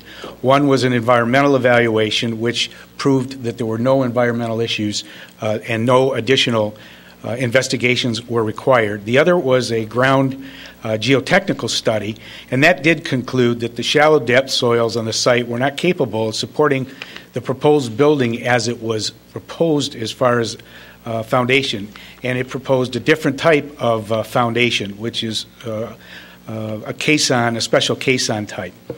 In fall of 2011, a marketing study was completed for the project, and that study concluded that demand exists for regular-sized ice surface in addition to the 1.5 ice surfaces that are currently at Crown. After reviewing the study results and a draft request for proposal, the City Council directed staff on the 17th of October 2011 to release the RFP to the 3 pre-qualified vendors to this project. The RFP was released on the 28th of October 2011, and proposals received on February 9th, 2012. Key team members for each of the respondent teams responded. Following receipt of the proposals, the evaluation committee met to review and discuss the responses on June 8th and September 7th, 2012. Additionally, during this period, the city solicited the assistance of bond counsel in the review of each respondent's financial proposals.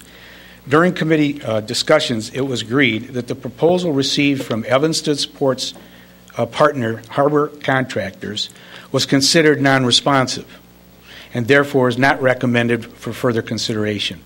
Responses received from the other 2 vendors, William Blair and McCaffrey, were determined partially responsive to design requirements and financial requirements, respectively. As a result, the Evaluation Committee recommends Council approval to initiate negotiations with both respondents in an attempt to identify each firm's best and final offer in order to select and award the proposal. Members of the Council have received over the time the proposals, and there's been significant difference in the 2 proposals. One came in at almost $55 million. Another came in at $20,500,000. We've done an analysis, and the recommendation that is being made is based on such a difference between the comparisons all the way down the line, from professional services to construction line items and so on. And we think that there needs to be definite responses by these contractors, consultants, as to why there's such a significant difference. And I'll be happy to answer any questions. Thank you. Alderman Burris. I just want to say thank you to you and your staff. We worked very hard for, how long did you say now? Almost 3 years. We started the initial discussions, and I'm glad we're at this point where we can start really getting down to negotiating with these companies to figure out, is this viable financially? As we said from the onset, it's this kind of money we can't come up with for the city, so it really needs to be a public-private partnership. And I would hope that we can get approval to start really talking to the companies about the financial aspects of this.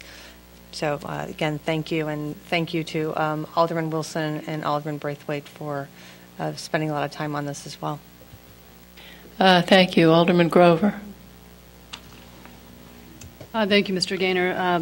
I'm assuming, let me move that we direct the city manager to initiate negotiations with the 2 pre-qualified respondents.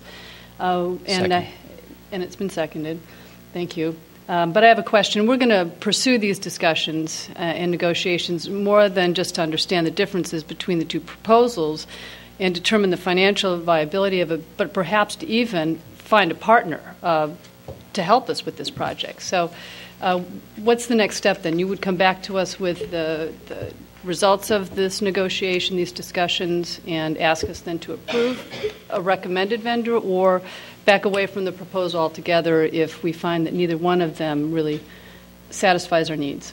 Meaning no disrespect, I'd say all of the above. I think it's our intent to try to find one of these 2 proponents to come forward and be able to meet the needs and the specifications the city's laid out. So we really are needing more information. Absolutely. We really are, and so this is just the next step, but it's a significant step. Yes. Thank you. Thank you. Alderman Rainey. Doug, is this project etched in stone? In other words, is this project a community center, whatever that means, and ice rinks? Or is there room for some creativity in the uses that the eventual project will offer to the community?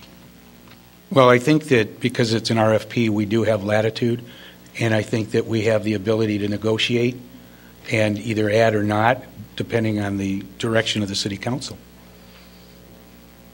At what point would that direction be appropriate? Not tonight, right? Is that what you've said?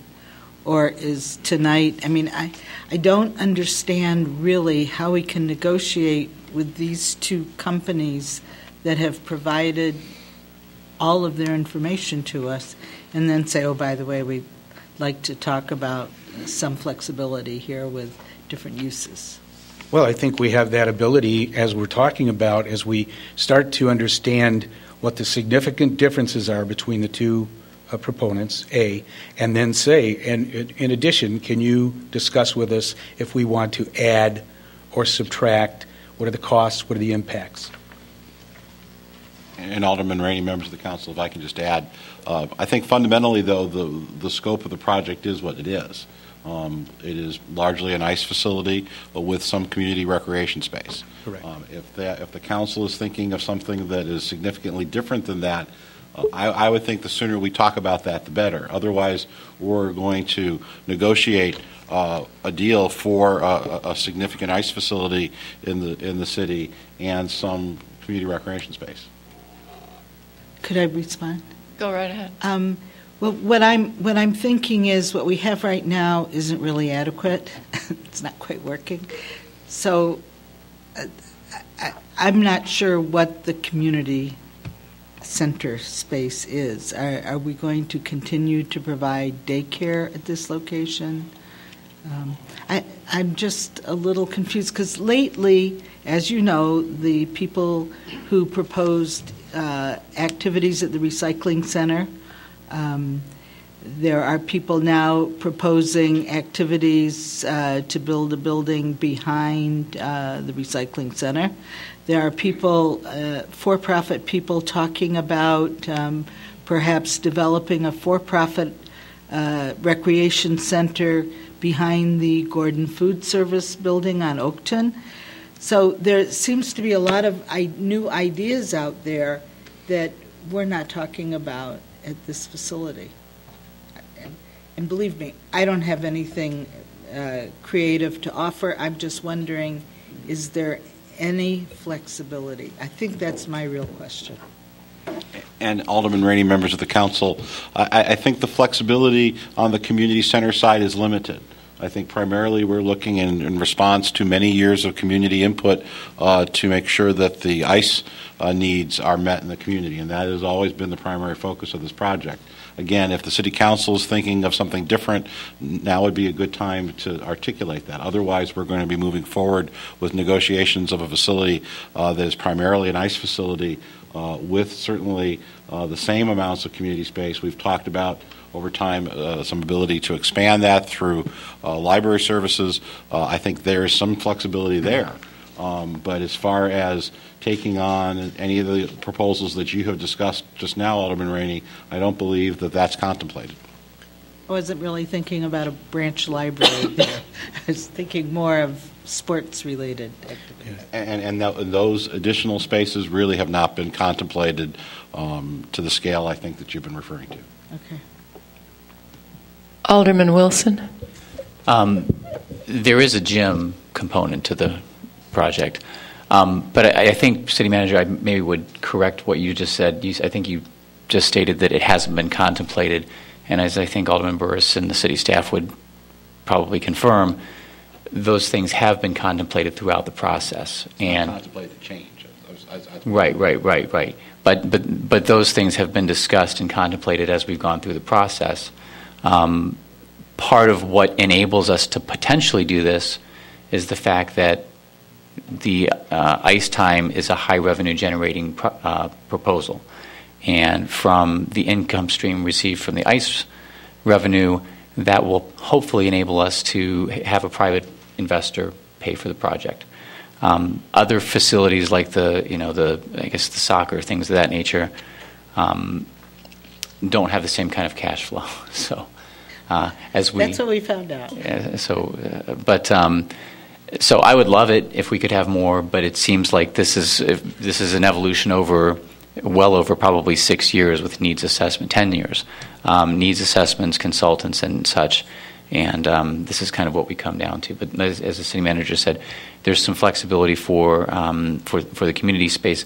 But it's certainly my intention that the community center aspect absolutely will remain a part of this.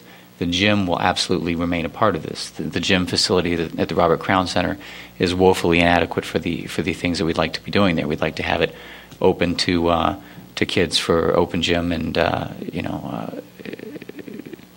and a number of other things, much more suitable programming for special needs and things of that nature.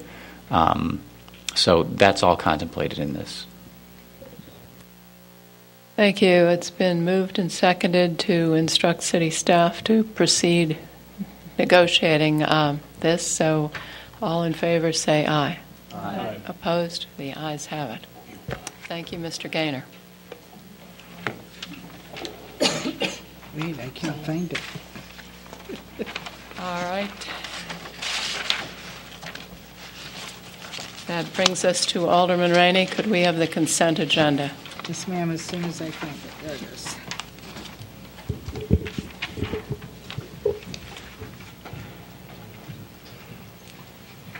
If you want something off, please let me know before I read it. A31? Right before I read it. All right. Thank you, Madam Mayor. The consent agenda is as follows. First item is approval of the minutes of the regular council meeting, October 22nd. The Administration and Public Works Committee recommends your approval of the city payroll through October 21, $2,600,475.68. The city bills through November 13, the amount of $5,689,801.77. Credit card activity through September 30th, $116,292.41. We request your approval also. Pardon me? Where are you, 3-1? I'm at 3-1. Yeah, hold that, please. I'm sorry, you're right. We're going to hold, do we have information on 3-1? We asked for that. We'll hold it until we finish this. 3-2, approval of contracts with Smith Maintenance Company and Total Building Services for janitorial services at the Lorraine H. Morton Civic Center and the main library, police headquarters, and police outpost. The job will be divided between all of those users, with total building services in the annual amount of $85,920 for the main library, and the balance for the other locations to Smith Maintenance Company. Next, we ask your approval of a contract extension with Third Millennium Associates for city vehicle sticker and pet license, print, mail, and fulfillment services in the amount of $48,042.54. We also recommend approval of an award of contract for snow towing services in an amount not to exceed $75,000, which is the estimated total for the 2012-13 snow season. Approval is also requested for a contract with Municipal Code Corporation, Innovations for document management software installation and maintenance services in the amount of $83,122.50.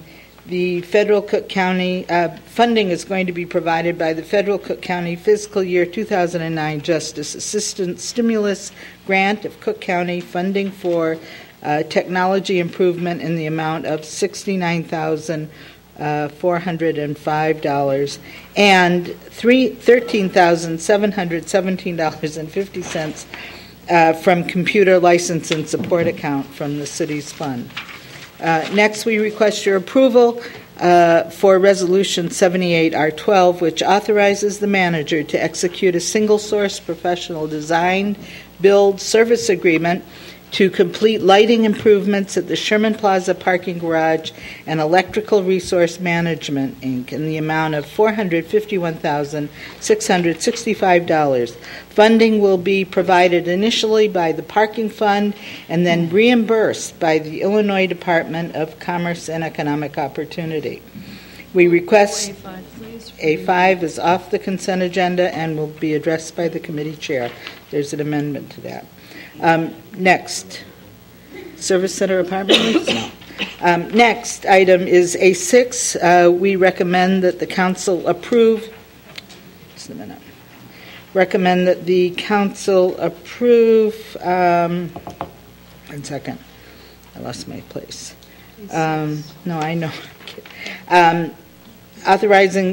Recommend that we authorize the city manager to sign a lease for a one-bedroom apartment on the second floor of the service center at 2020 Asbury Avenue with Mr. Honeymoon Perose from November 26, 2012 through November 8, 2013 in the amount of $800 a month.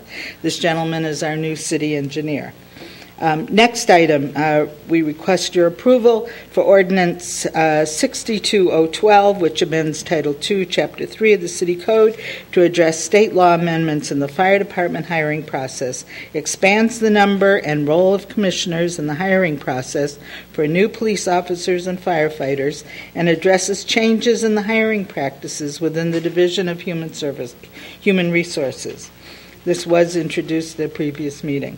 Next, we ask your approval to adopt Ordinance 116-0112, which amends Section 723 of the City Code, 2012 as amended, to include drive as an available street designation. Next, we recommend your approval of Ordinance 126-012, modifying the previously adopted ordinance, you'll remember this, 28011, that authorized the city to borrow funds from the Illinois Environmental Protection Agency Water Pollution Control Loan Program for the construction of the large diameter sewer rehabilitation Phase 1 project.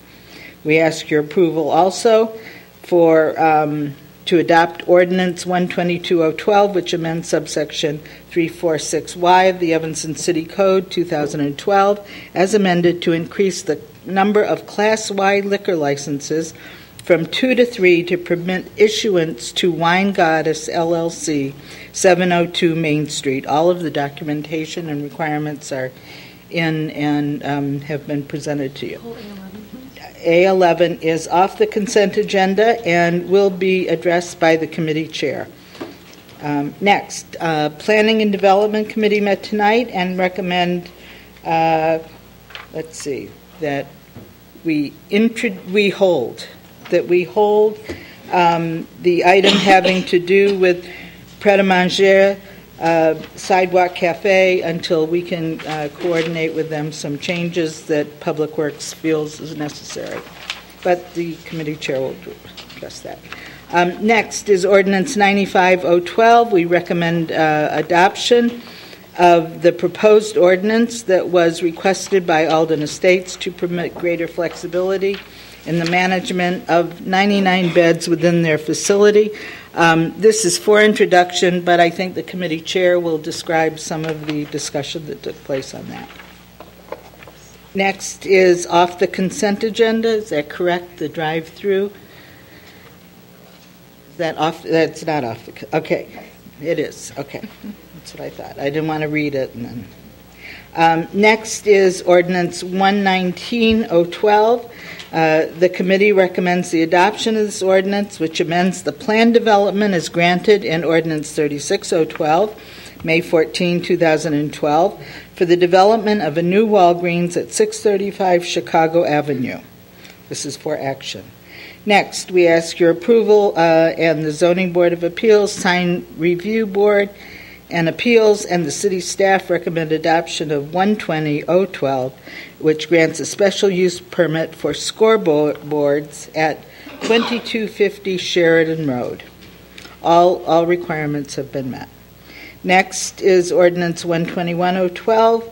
This is also for action. The Zoning Board of Appeals and city staff recommend the adoption of this ordinance, which grants a special use permit for the operation of a Type 2 restaurant at 843 Dodge Avenue, known as the Famous Burrito. Next is under Human Services Committee. This committee met and recommend, along with the Township Supervisor. Excuse me, Alderman Rainey? Yes. I'm sorry. Alderman Nguyen had planned to pull P4 for an amendment. So if you could... Okay. I will withdraw introduction or approval of P4, and that will be addressed by the committee chair. Thank you. All right. The township bills in the amount of $180,038.92 for the month of October have been recommended for approval. Next is the Evanston City Code to make certain changes in the Evanston Public Library's Board's authority. This is for introduction as opposed to action, as your agenda shows. Next is Ordinance 111-012, which establishes the Americans with Disabilities Act Advisory Board. This is to assist the City of Evanston with prioritizing ADA issues and infrastructure improvements. Next, Housing and Community Development Act Committee met and recommend, along with staff, the approval of Resolution 76R12, which amends 2009, 10, and 11 Community Development Block Grant Programs and authorizes the reallocation of $33,100 in unexpended funds to the 2013 plan. We also recommend, the committee also recommends approval and adoption of Resolution 75R12, which is approval of the one-year action plan for 2013 and the estimated FY 2013 Community Development Block Grant, Home Investment Partnership, and Emergency Solutions Grant, with funds totaling $1,908,900. The total estimated funding of all the programs is $2,508,200. With that, Madam Mayor, the consent agenda is complete, and I move approval. Second. Thank you. It's been moved and seconded to approve the consent agenda. City Clerk, would you call the roll? Alderman Grover? Yes. Alderman Rainey? Yes. Alderman Burris? Yes. Alderman Fisk? Aye. Alderman Braithwaite? Yes. Alderman Wilson? Aye. Alderman Holmes? Aye. Alderman Tendem? Aye. 8-0. 8-0, the consent agenda passes. Alderman Grover, would you walk us through administration and public works? Thank you, Madam Mayor. I will indeed. Agenda item A3.1. I move to authorize the city manager to execute the contract for Sherman Plaza facade repairs with Wisjani Elsner Associates at a total cost of $42,400, and invite Mr. D'Agostino, Mr. Voss to the podium to answer questions that the committee raised during our deliberations on this item. Second. Thank you. Good evening, Madam Mayor, members of this council. Paul D'Agostino, Superintendent of Parks, Forestry, and Facilities Management. To Alderman Rainey's questions from the committee, W.E. O'Neill was the contractor of record for the Sherman Plaza. They constructed that, finished constructing it in 2006. Their firm of Daniel P. Coffey and Associates was the architect, and Halverson K. structural engineers. After reviewing the inspection report that was completed earlier this year by Wisjani, there's a number of items that they pointed out need to be repaired, and that's what we're proceeding to do with this contract. None of the issues are actually structural in nature, so nothing is going to fall down at the parking garage, but there are a number of items that they're concerned with about water infiltration, which if left uncorrected could lead to structural problems. Nowhere in their report does it say why these things are occurring other than the fact that they are occurring. A number of items seem to be contractor error. Some of them seem to be supply errors. And a few may have been actually architectural errors. So it's everybody's fault. Sort of. What is the total cost we're speculating will be for the complete repair, not just the engineering? We don't have an estimate yet until we get a little bit further along with these actual repair documents. But we have $800,000 set aside, right? And there's no liability on the part of those who went before, right? Not at this time. What are you going to do?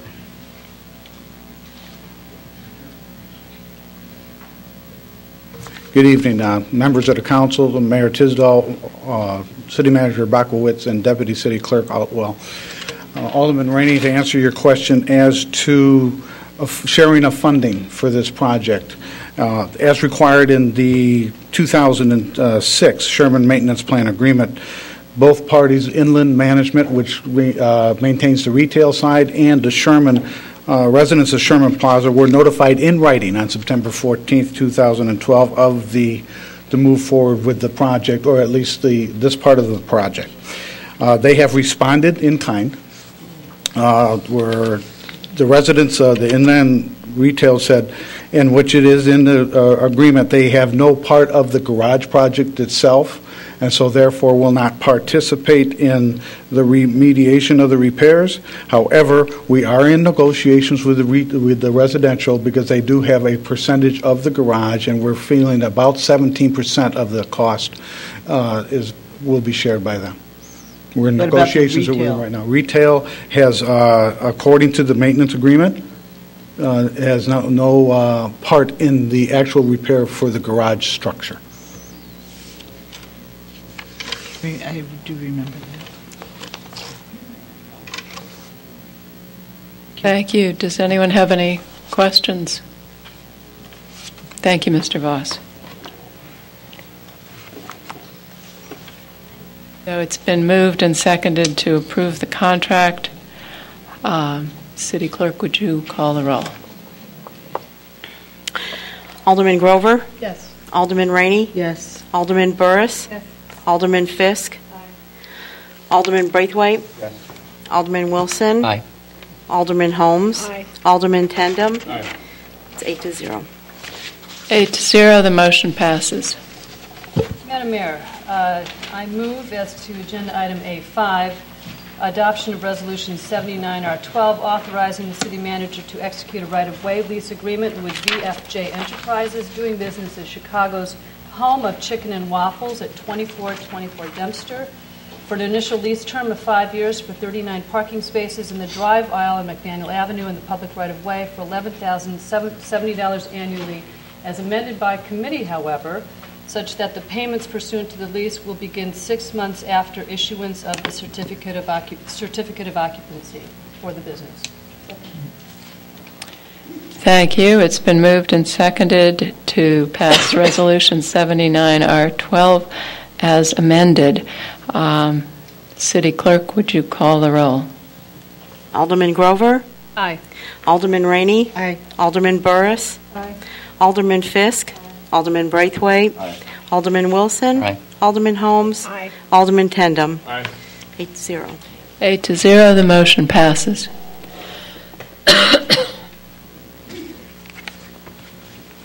Alderman Grover.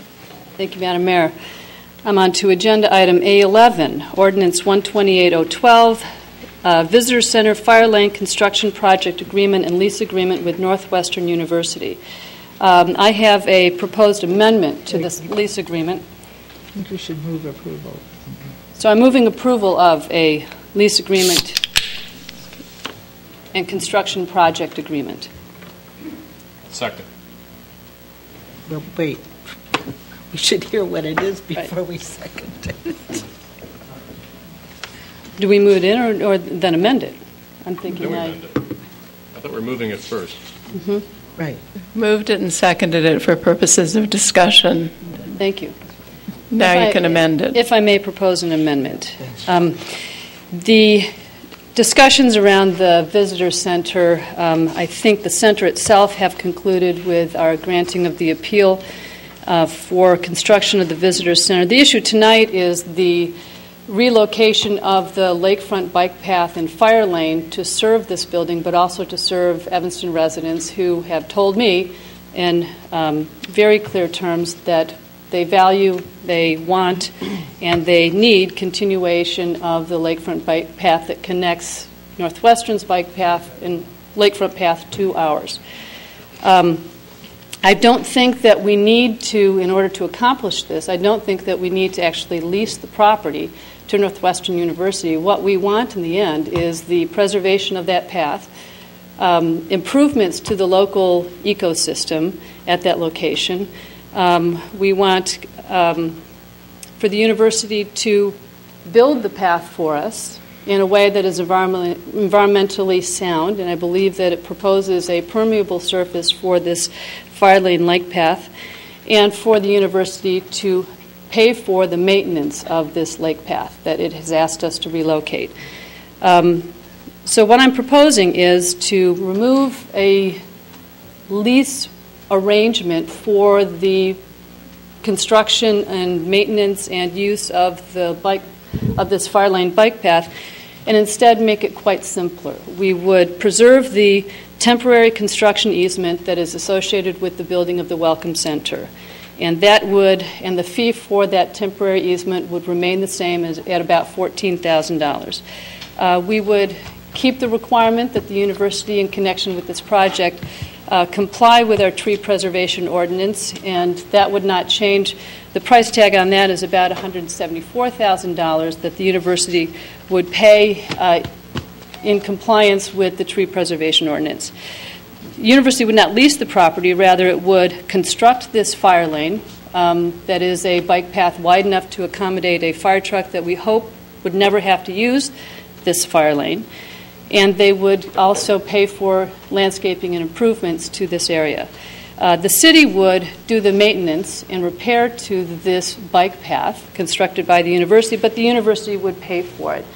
I'm proposing that the university would do this by making a one-time payment that amounts to about $10,000 a year for the maintenance of this permeable continued bike path to serve both Evanston residents and really an accessory use, the way I see it, for this Welcome Center parking garage on its property.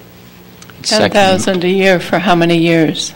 For 25 years, a term of 25 years. I'd second the amendment.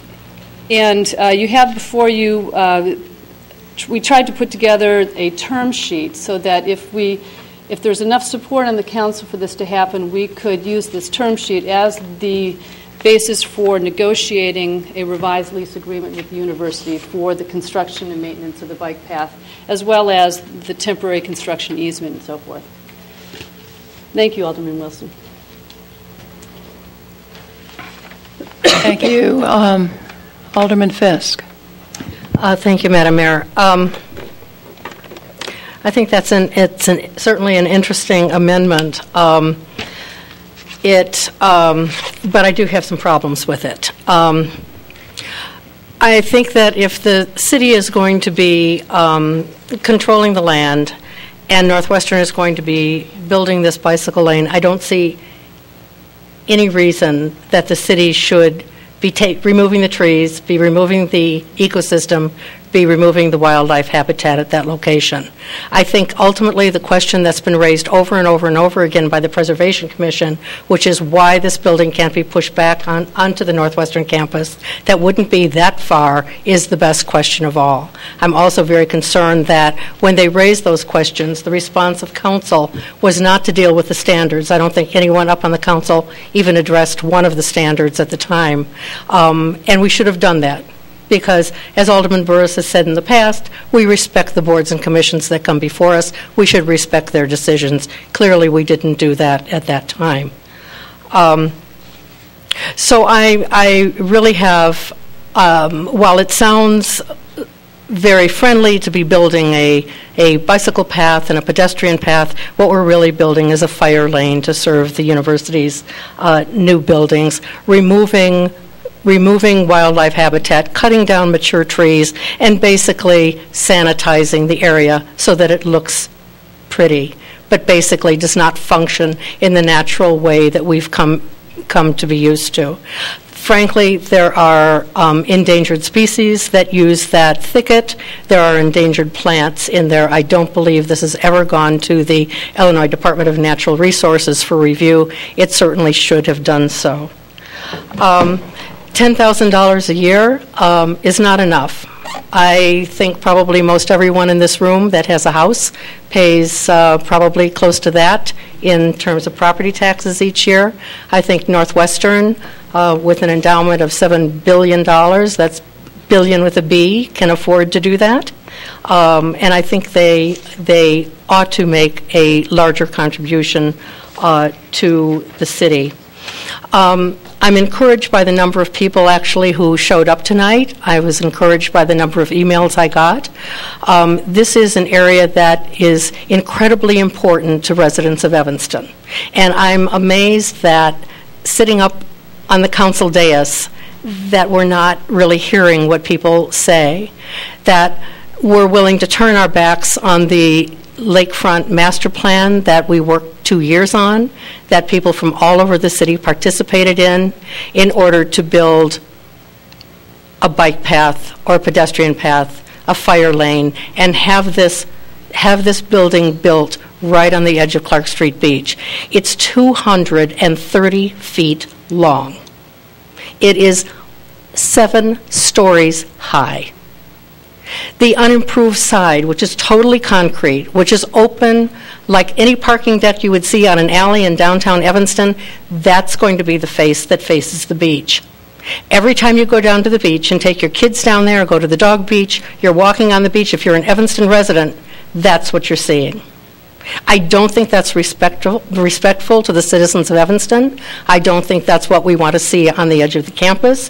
I don't think that's a good way for Northwestern to work cooperatively as a good neighbor with the city. I'm very sad that we're going to apparently be moving ahead with this when what we ought to be doing is sitting down with the university and asking for something that's much, much more sympathetic to the view from outside looking in. So I'll be voting against this tonight. The other point that I want to make, and I want to make a reference to the Planning and Development Committee, is that I really want to take the committee to take a look at the public trust doctrine, because I think that comes into play here with the decisions that we make with the university on the edge of campus. And I think we need to understand what that says in a case that the lawyers on the council can look up. It's Lake Michigan Federation v. Army Corps of Engineers and Loyola University.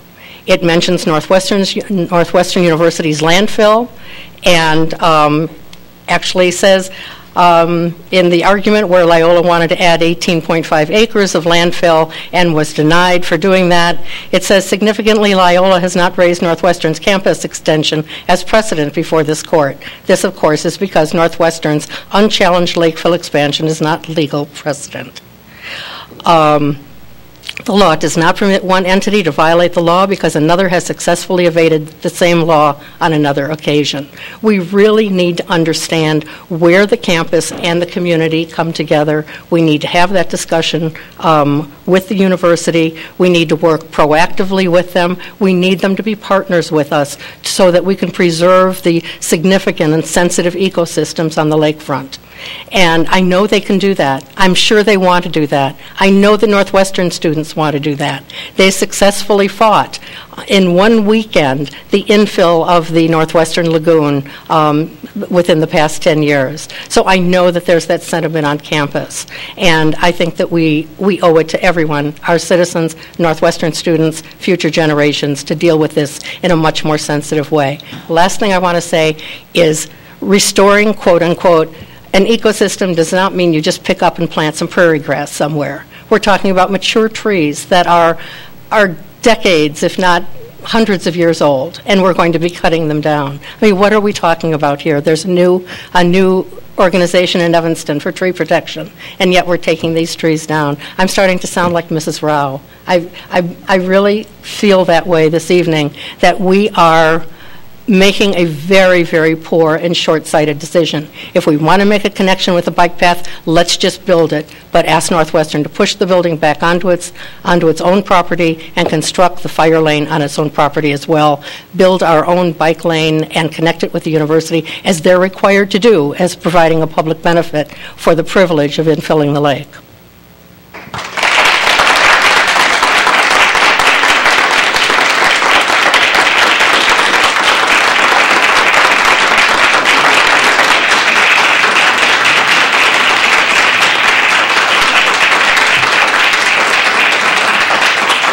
Thank you, Alderman Fisk. Alderman Wilson.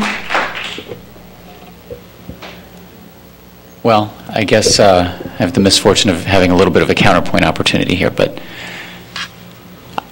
I've spent a lot of time thinking about this. I appreciate all of the thoughtful comments I've gotten, both email, pro and con, and in-person conversations. I particularly appreciate the respectful ones more than the a couple of profane-laced phone calls. But in any event, I have done a lot of research on this and given it careful consideration. And I even spent some time at the lakefront today looking at this and visualizing what we're going to be facing if the project's completed. One thing that, in talking to people, I think really, really gets overlooked is the fact that if you look at this in the historical context, if you go back to the 60s, Fisk Hall was lakefront property, right up to the lake. There was a very unappealing parking lot that went right up to the water. The sensitive ecosystem that we keep talking about didn't exist. It was water. I'm looking at the pictures right now. And the lake fill essentially created the vast majority of this ecosystem. If you go back a couple of decades, you can kind of see the little tree line sprouting up in the 80s. But the lake fill is really what created this environmental opportunity. And I've heard a lot from people about how horrifying Northwestern is. People get really upset and concerned about the way the city interacts with Northwestern. People will always be upset by the fact that Northwestern doesn't pay taxes. It didn't get talked about here, but it's come up countless times in the past several weeks as this has been part of the dialogue. But to infer that Northwestern is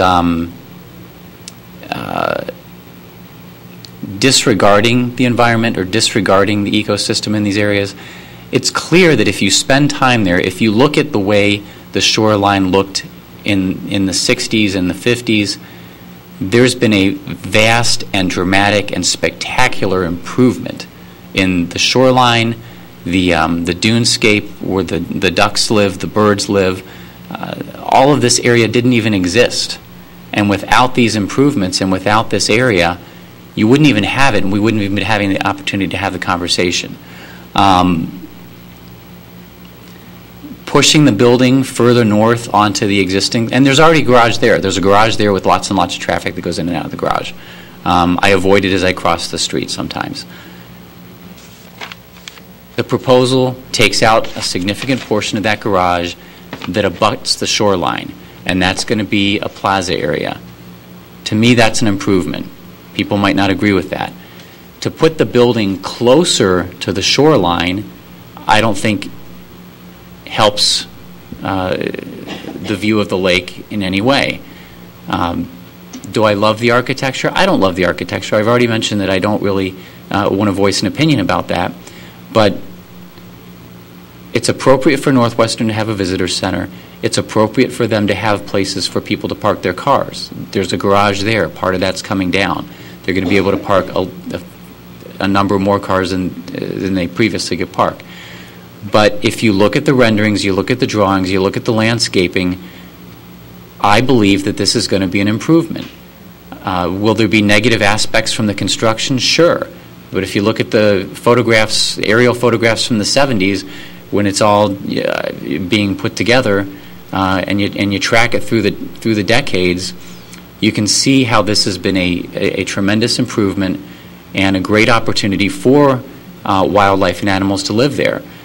We talk about, there are foxes. I see foxes on Judson. Nature has a way of finding its way back. Okay, you can't stop that. And this area has provided an opportunity for nature to kind of reclaim some of what's been taken away. But this project doesn't overly negatively impact that. So I'm going to be supporting it, and it's not ideal, it's not perfect, but I think it's suitable and it's appropriate. Thank you.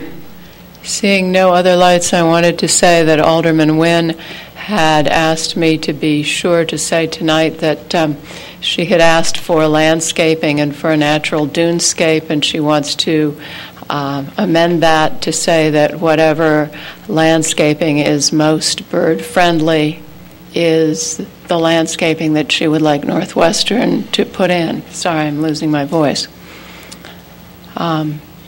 Seeing no more lights, it has been moved and seconded that we pass the Visitor Center Fire Lane Construction Project Agreement and Lease Agreement with Northwestern University as amended. City Clerk, would you? Oh, Alderman Rainey. I think you should codify her change in recommendation. It is a little different. She said if there's a more bird-friendly, I think it's, I promised I would say it. I said it. I think the landscapers will do it. City Clerk, would you call the roll? Alderman Grover? Yes. Alderman Rainey? Yes. Alderman Fisk? No. Alderman Braithwaite? Yes. Alderman Wilson? Yes. Alderman Holmes? Yes. Alderman Tendem? Yes. 6-1. 6-1, the motion passes. That finishes Administration and Public Works. Alderman Fisk, could we have Planning and Development? Yes, thank you, Madam Mayor. Let me find my agenda here. It's buried.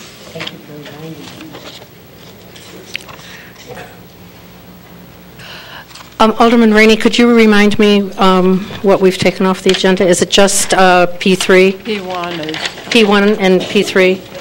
Okay. P1 is approval of a first-time application for a sidewalk cafe for Pret a Manger at 1701 Sherman Avenue. We have asked them to come back to our next meeting, so we held this in committee.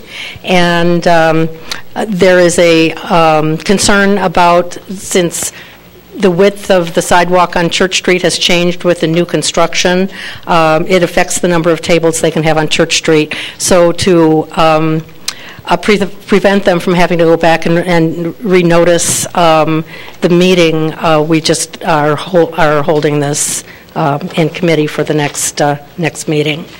And then on P3, which is Ordinance 69012, amending the zoning ordinance to remove the prohibition on drive-through as a special use on the property located at 2626 Grosse Pointe Road, which is Chase Bank. The Evanston Plan Commission and staff recommend that the City Council approve Ordinance 69012 to amend the zoning ordinance of the Central Street Overlay District, Subarea 6, to allow consideration of a Chase Bank drive-through as a special use only on the parcel at 2628 Grosse Pointe Road. This ordinance was introduced at the October 22nd, 2012 City Council meeting, and it is for action. Alderman Tendem. Thank you, Madam Mayor.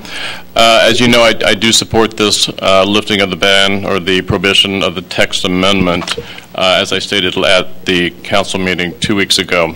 I did want to clear the air of a couple of things that were said tonight that I think have a bit of reflection on this. The Plan Commission did, as you just said, pass both the text and the map amendment, the drive-through or the text amendment was passed unanimously. The map amendment is no longer part of the concern, but it was passed. Secondly, a reference I made to setting precedent was with regard to the site, which is a C1 or C2, where a Type 2 restaurant was intending to, or hoping to be built at the corner of Old Orchard and Grosse Point Road. That site does not prohibit drive-through.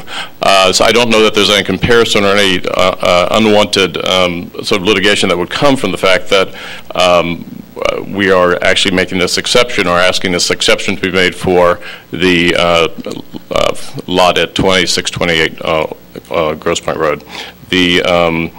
The McDonald's Corporation was ready to address the Zoning Board of Appeals, knowing that it just required a special use, but it wasn't a approved special use for that lot. So clearing those two things up, I think, is important. I would like, again, to say I hope that we can pass this on for a hearing beginning at the Zoning Board of Appeals.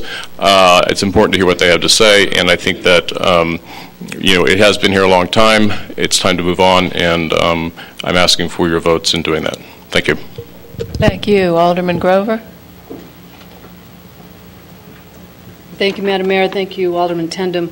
Some of the speakers tonight have suggested that the fact that this is the third version of the proposal for this means that it was a workaround or a backdoor plan. The way I see it is it's a plan that has been adjusted and made to accommodate neighborhood concerns, and not in every way, but certainly in some significant ways. There is, as one speaker said, and I fully agree, a lot of wisdom in the Central Street plan, the Central Street overlay, and I was part of that process. And what was contemplated at this corner was, I think, a multi-use or a condominium building. But if you think real hard about it, you realize that the property is burdened by the activities of its previous occupant, which was a gas station. And it's hard for me to imagine a small developer and investor having the resources and the means to undertake what could be potential significant remediation of that site. I don't know if we know that already, whether there are tagged remediation costs. So as much as I respect and appreciate both the process that produced the Central Street plan and its ultimate result, and as much as I wanted that plan to be absolutely perfect in every instance on every parcel, perhaps this is an instance where the plan won't work. Maybe it is imperfect. Maybe we didn't get it absolutely right. So I'm going to support the lifting of the drive-through restriction for this lot, because I think in the end it's a much less noxious use than the Citgo was. And maybe at this location, what the market tells us and what just the layout of this property tells us is the best use may be a less noxious bank use with some drive-through facility. Thanks. Thank you. Alderman Fisk. Thank you, Madam Mayor. I think everyone who's ever worked through a plan knows that plans aren't perfect. I mean, plans are a process, and you get together and you work through them, just as we did on the lakefront plan. It happened on Central Street as well. You work through the process, you come out with something that everyone can live with, and then you have a reasonable assurance that that is something that you're going to be able to live with. I'm familiar with this neighborhood. It's a residential neighborhood with some very busy streets running through it. I think the entire neighborhood was here tonight. And I think that it would take an extraordinary public benefit from what's going in on that property to make me change my mind over what the citizens who are here tonight are saying. I think they're the ones who are going to be living with the bank. They're the ones who are going to be living with your decision. And I think that we really need to respect that. I think we have in the past. And for all of you, I hope you don't lose hope. There were some people listening to you. And I would just suggest that you keep the faith and keep working as hard as you can to make this the best project possible. Thank you. Seeing no more lights, Alderman Rainey. I'm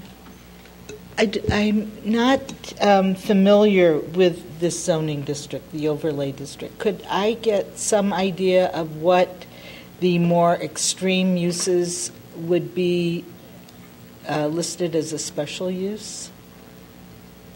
I mean, somebody mentioned maybe the McDonald's is going to show up over here. Is fast food type 2 restaurants a special use in this district? Or, pardon me? No? No. Okay, so, I mean, that's important. Could you tell us what they are? Generally, Steve Griffin, Director of Community and Economic Development, generally this is an amendment just for drive-through facilities. No, I understand. But what are the special uses in this district that exist? The special uses listed? What's a zoning district? Yeah.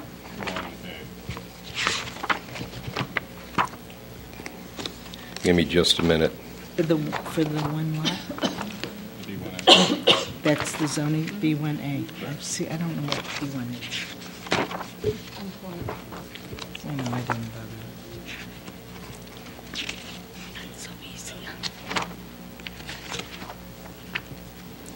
Yeah, I'm sorry, it's just going to take me a moment here. I might be the only one who doesn't know, but... You have Huh? I don't think you know.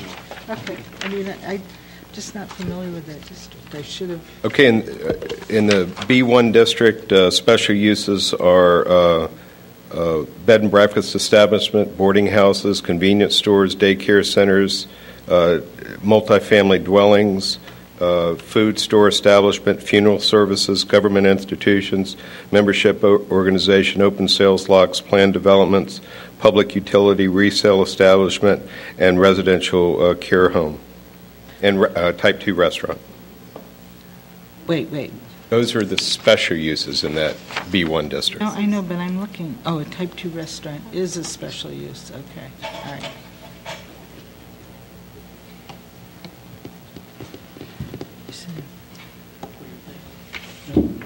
Alderman Rainey, does that answer Yes, yeah, your question? I'm not happy with that, but, All right.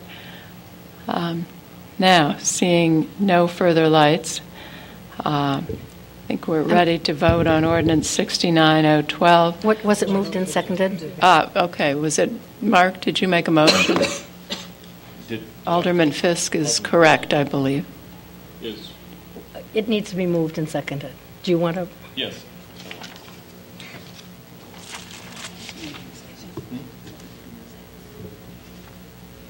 I thought it was moved and seconded, but no. Okay. No.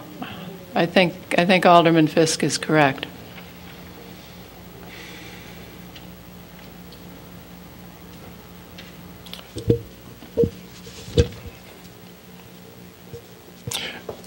Item P3, Ordinance 69012, amending the zoning ordinance to remove the prohibition on drive-through as special use at the property located at 2628 Grosse Pointe Road. I move approval of this ordinance, Ordinance 69012. Second. Been moved and seconded. Alderman Rainey? Madam Mayor, could we have an outline of the next steps if the bank continues to pursue this site for a drive-through Mr. Griffin bank? will be happy to do that. Should the council adopt this, then they would have to make application for a special use permit. That's presented first at Site Plan Review and Appearance Committee at City Hall interagency review. Then it would be scheduled for the Zoning Board of Appeals at a public hearing for their consideration and recommendation, and then it's forwarded to the Planning and Development Committee of the City Council for your review and consideration. So there's 2 public hearings that would take place after this, one before the Zoning Board of Appeals and then one before the City Council. Thank All you. right. All right, it's been moved and seconded, and once again, seeing no lights for further discussion, City Clerk, would you call the roll? Alderman Grover? Yes. Alderman Rainey? Yes. Alderman Burris? Yes. Alderman Fisk? No. Alderman Braithwaite? I'm sorry? Yes. Alderman Wilson? Aye. Alderman Holmes? Yes. Alderman Tendem? Yes. 7-1. 7-1, the ordinance passes. P4. Alderman Fisk? Yes. But I'm not voting for the record. Thank you, Madam Mayor. P4 is for action, Ordinance 119-012, amending the approved plan development at 635 Chicago Avenue, which is Walgreens. City staff recommends the adoption of Ordinance 119-012, amending the plan development as granted in Ordinance 36012, adopted May 14, 2012, by the Evanston City Council for the development of a new Walgreens at 635 Chicago Avenue. This ordinance was introduced at the October 22, 2012 City Council meeting. I move approval. Second. And Alderman Nguyen, I'm trying to read your handwriting. She wanted to amend the ordinance so that the wind turbines, to allow for the wind turbines to be increased in height from 26 feet to 30 feet. That's correct. If I could, Madam Mayor. Yeah, go right ahead. Very quickly, after it was introduced at Planning and Development Committee, the engineers have been working on the overall design. They found out that the wind turbines, in order to fully work, had to be an extra 4 feet. So when we introduced it, it was introduced at a very strict limit of 26 point some odd inches, and I can't remember what that is. So the change from introduction tonight is only to allow it to go up to 30 feet from the 26 feet. And we had talked to Alderman Nguyen about this, and she was okay, and we showed her the pictures, and she said, go ahead and do it this way. I'll second. All right. Been moved and seconded. Alderman Fisk? I'm sorry, Steve, why did it have to go up to 30 feet? The engineers associated with it doing the site plan did the calculations of the wind directions and et cetera, and it needed to be slightly that much higher. Okay. One of the concerns I have is in the downtown. There is a wind turbine somewhere in the downtown that makes a very high-pitched noise. Suzette has gone home, but we were having a meeting at the library the other night, and you could hear this all throughout the downtown. And so that's the concern I have, is once it goes higher, then it really starts being more, sending more of an audible noise out to the surrounding neighborhood. Have you talked about that at all? And we haven't. Staff? Okay. Did you? And from the city manager's kitchen, so if it does make noise, you will hear it. I'll hear about it. I can hear it past the CTA and the Metro traffic.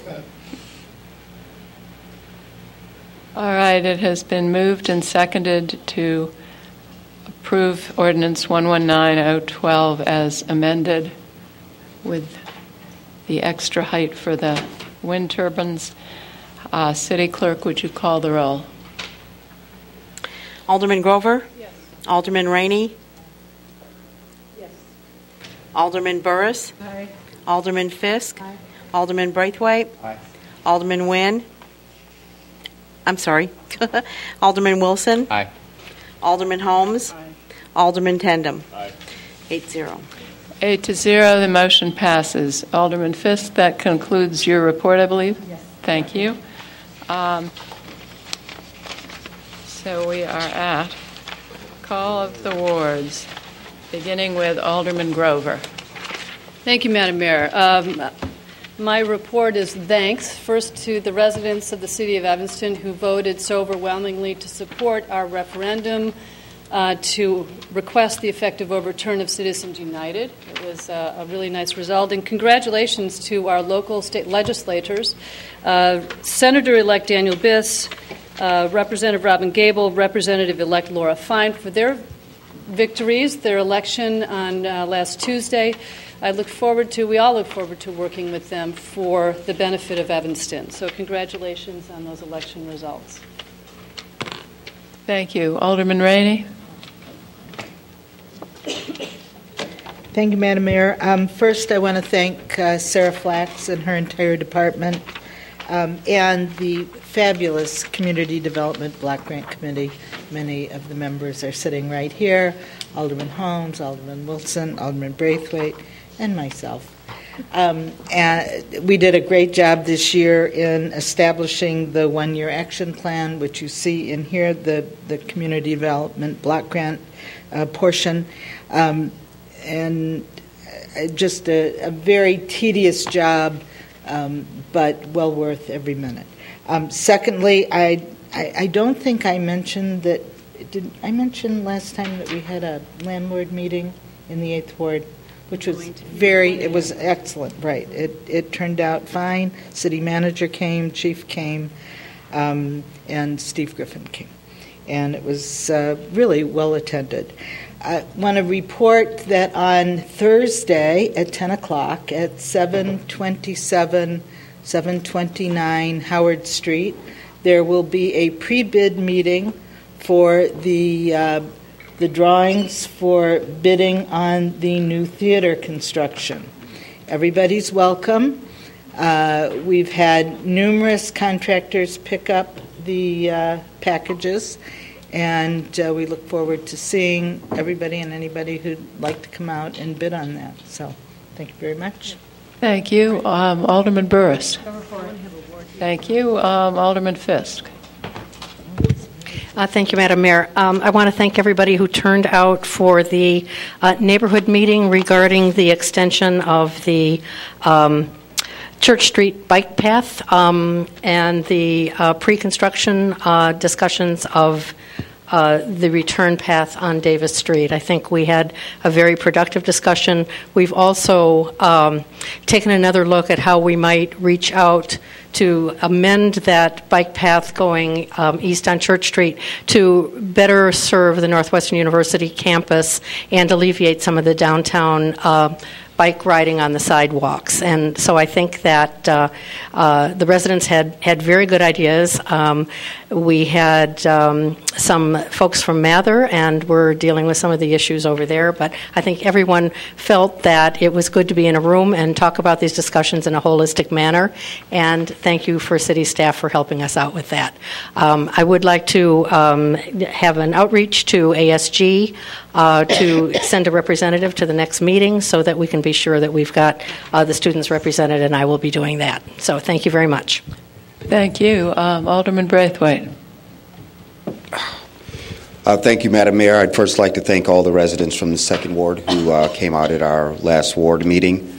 It was a good conversation, and I look forward to hosting a second meeting as a follow-up to have a conversation regarding the Carroll Properties proposal of 1890 Maple. In addition to that, I join Alderman Grover in congratulating all of our elected officials this past election, and as well as with heartfelt condolences that I send a word of prayer to the family of Mamie Smith. I think the mayor had a word of silence at the past meeting, and for those that were able to attend the homegoing service, it was a wonderful service, well attended by the community, and we just continue to pray for the family of Mamie Smith. It's also been very busy this month for businesses in the 2nd Ward. Just a quick thank you to our economic development staff. We had a wonderful ribbon-cutting ceremony for the Northwestern Medical Center downtown Evanston. I also would like to welcome the organization, the Children's Advocacy Center. We heard from there earlier today that will be hosted at the YWCA. As well, sending a word of welcome to El Famous Burrito that was recently passed this evening. We wish them much success. So thank you, Madam Mayor. Thank you, Alderman. Alderman Wilson. Just going to mention the Flying Turkey 5K, Thanksgiving morning, 9 o'clock. I'm going to be there, whoever wants to run with me or race me. Just see lots of people there. It was a really great event. There were lots of people there. last year. A lot of fun. Last year was the first year, so I'm looking forward to that. Thank you, Alderman Wilson. Alderman Holmes. Thank you, Madam Mayor. Just this Thursday is the regular Fifth Ward meeting. You can come join us. Director Steve Griffin will be our guest, where we'll talk about many, many issues dealing with the community in terms of licensing with businesses that operate out of homes and landlords and all of that kind of stuff. And I just want to say that, sometimes I think it may be hard for citizens to understand that we do listen and hear. We read everything. We get lots and lots of emails. But just because we don't agree, that doesn't mean that we didn't listen. And I certainly want to express that sentiment because I do listen, and I'm sure that I speak for the rest of my colleagues. But we can't always agree, and we always have to look at what's going to be for the benefit of the overall community and not just one particular neighborhood, even though it might be in your neighborhood. If it's going to affect the rest of the community, I think that we have a responsibility to look at it very carefully and make the decision that we think is best for that. Thank you. Alderman Tendem. I would second that, what Alderman Holmes just said. I think it's very important to know people that we do listen, and it's not easy making all of these decisions. Thank you. Thank you. Alderman Wilson, do you have a motion? I do. Pursuant to 5 Illinois compiled statutes, ILCS 120/2A, I move that the City Council convene into executive session to discuss agenda items regarding personnel, real estate, and minutes. These agenda items are permitted subjects to be considered in executive session and are enumerated exceptions under the Open Meetings Act.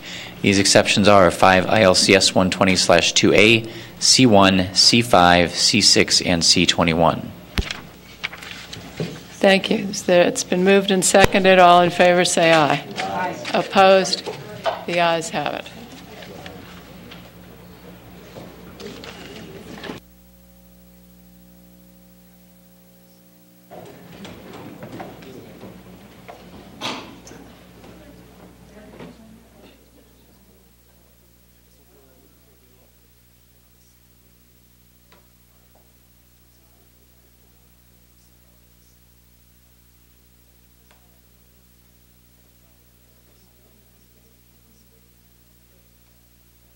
With this voice, and it was resonating around you, it created some kind of absolutely extraordinary effect, and this is exactly the kind of intangible element that recordings, or even the best recordings, can't quite capture. And a little later in the book, when I talk about Lorraine Hunt Lieberson, I say, well, there's a similar missing element in her recordings. We can certainly appreciate her artistry and her intensity, but you can't capture what she meant as this woman standing there in the hall making these sounds. And it also really, in the end, defeats my own ability to describe it or anyone else's. It was something so personal to each listener. And so when you look back on the accounts of Marian Anderson in her prime, there was that same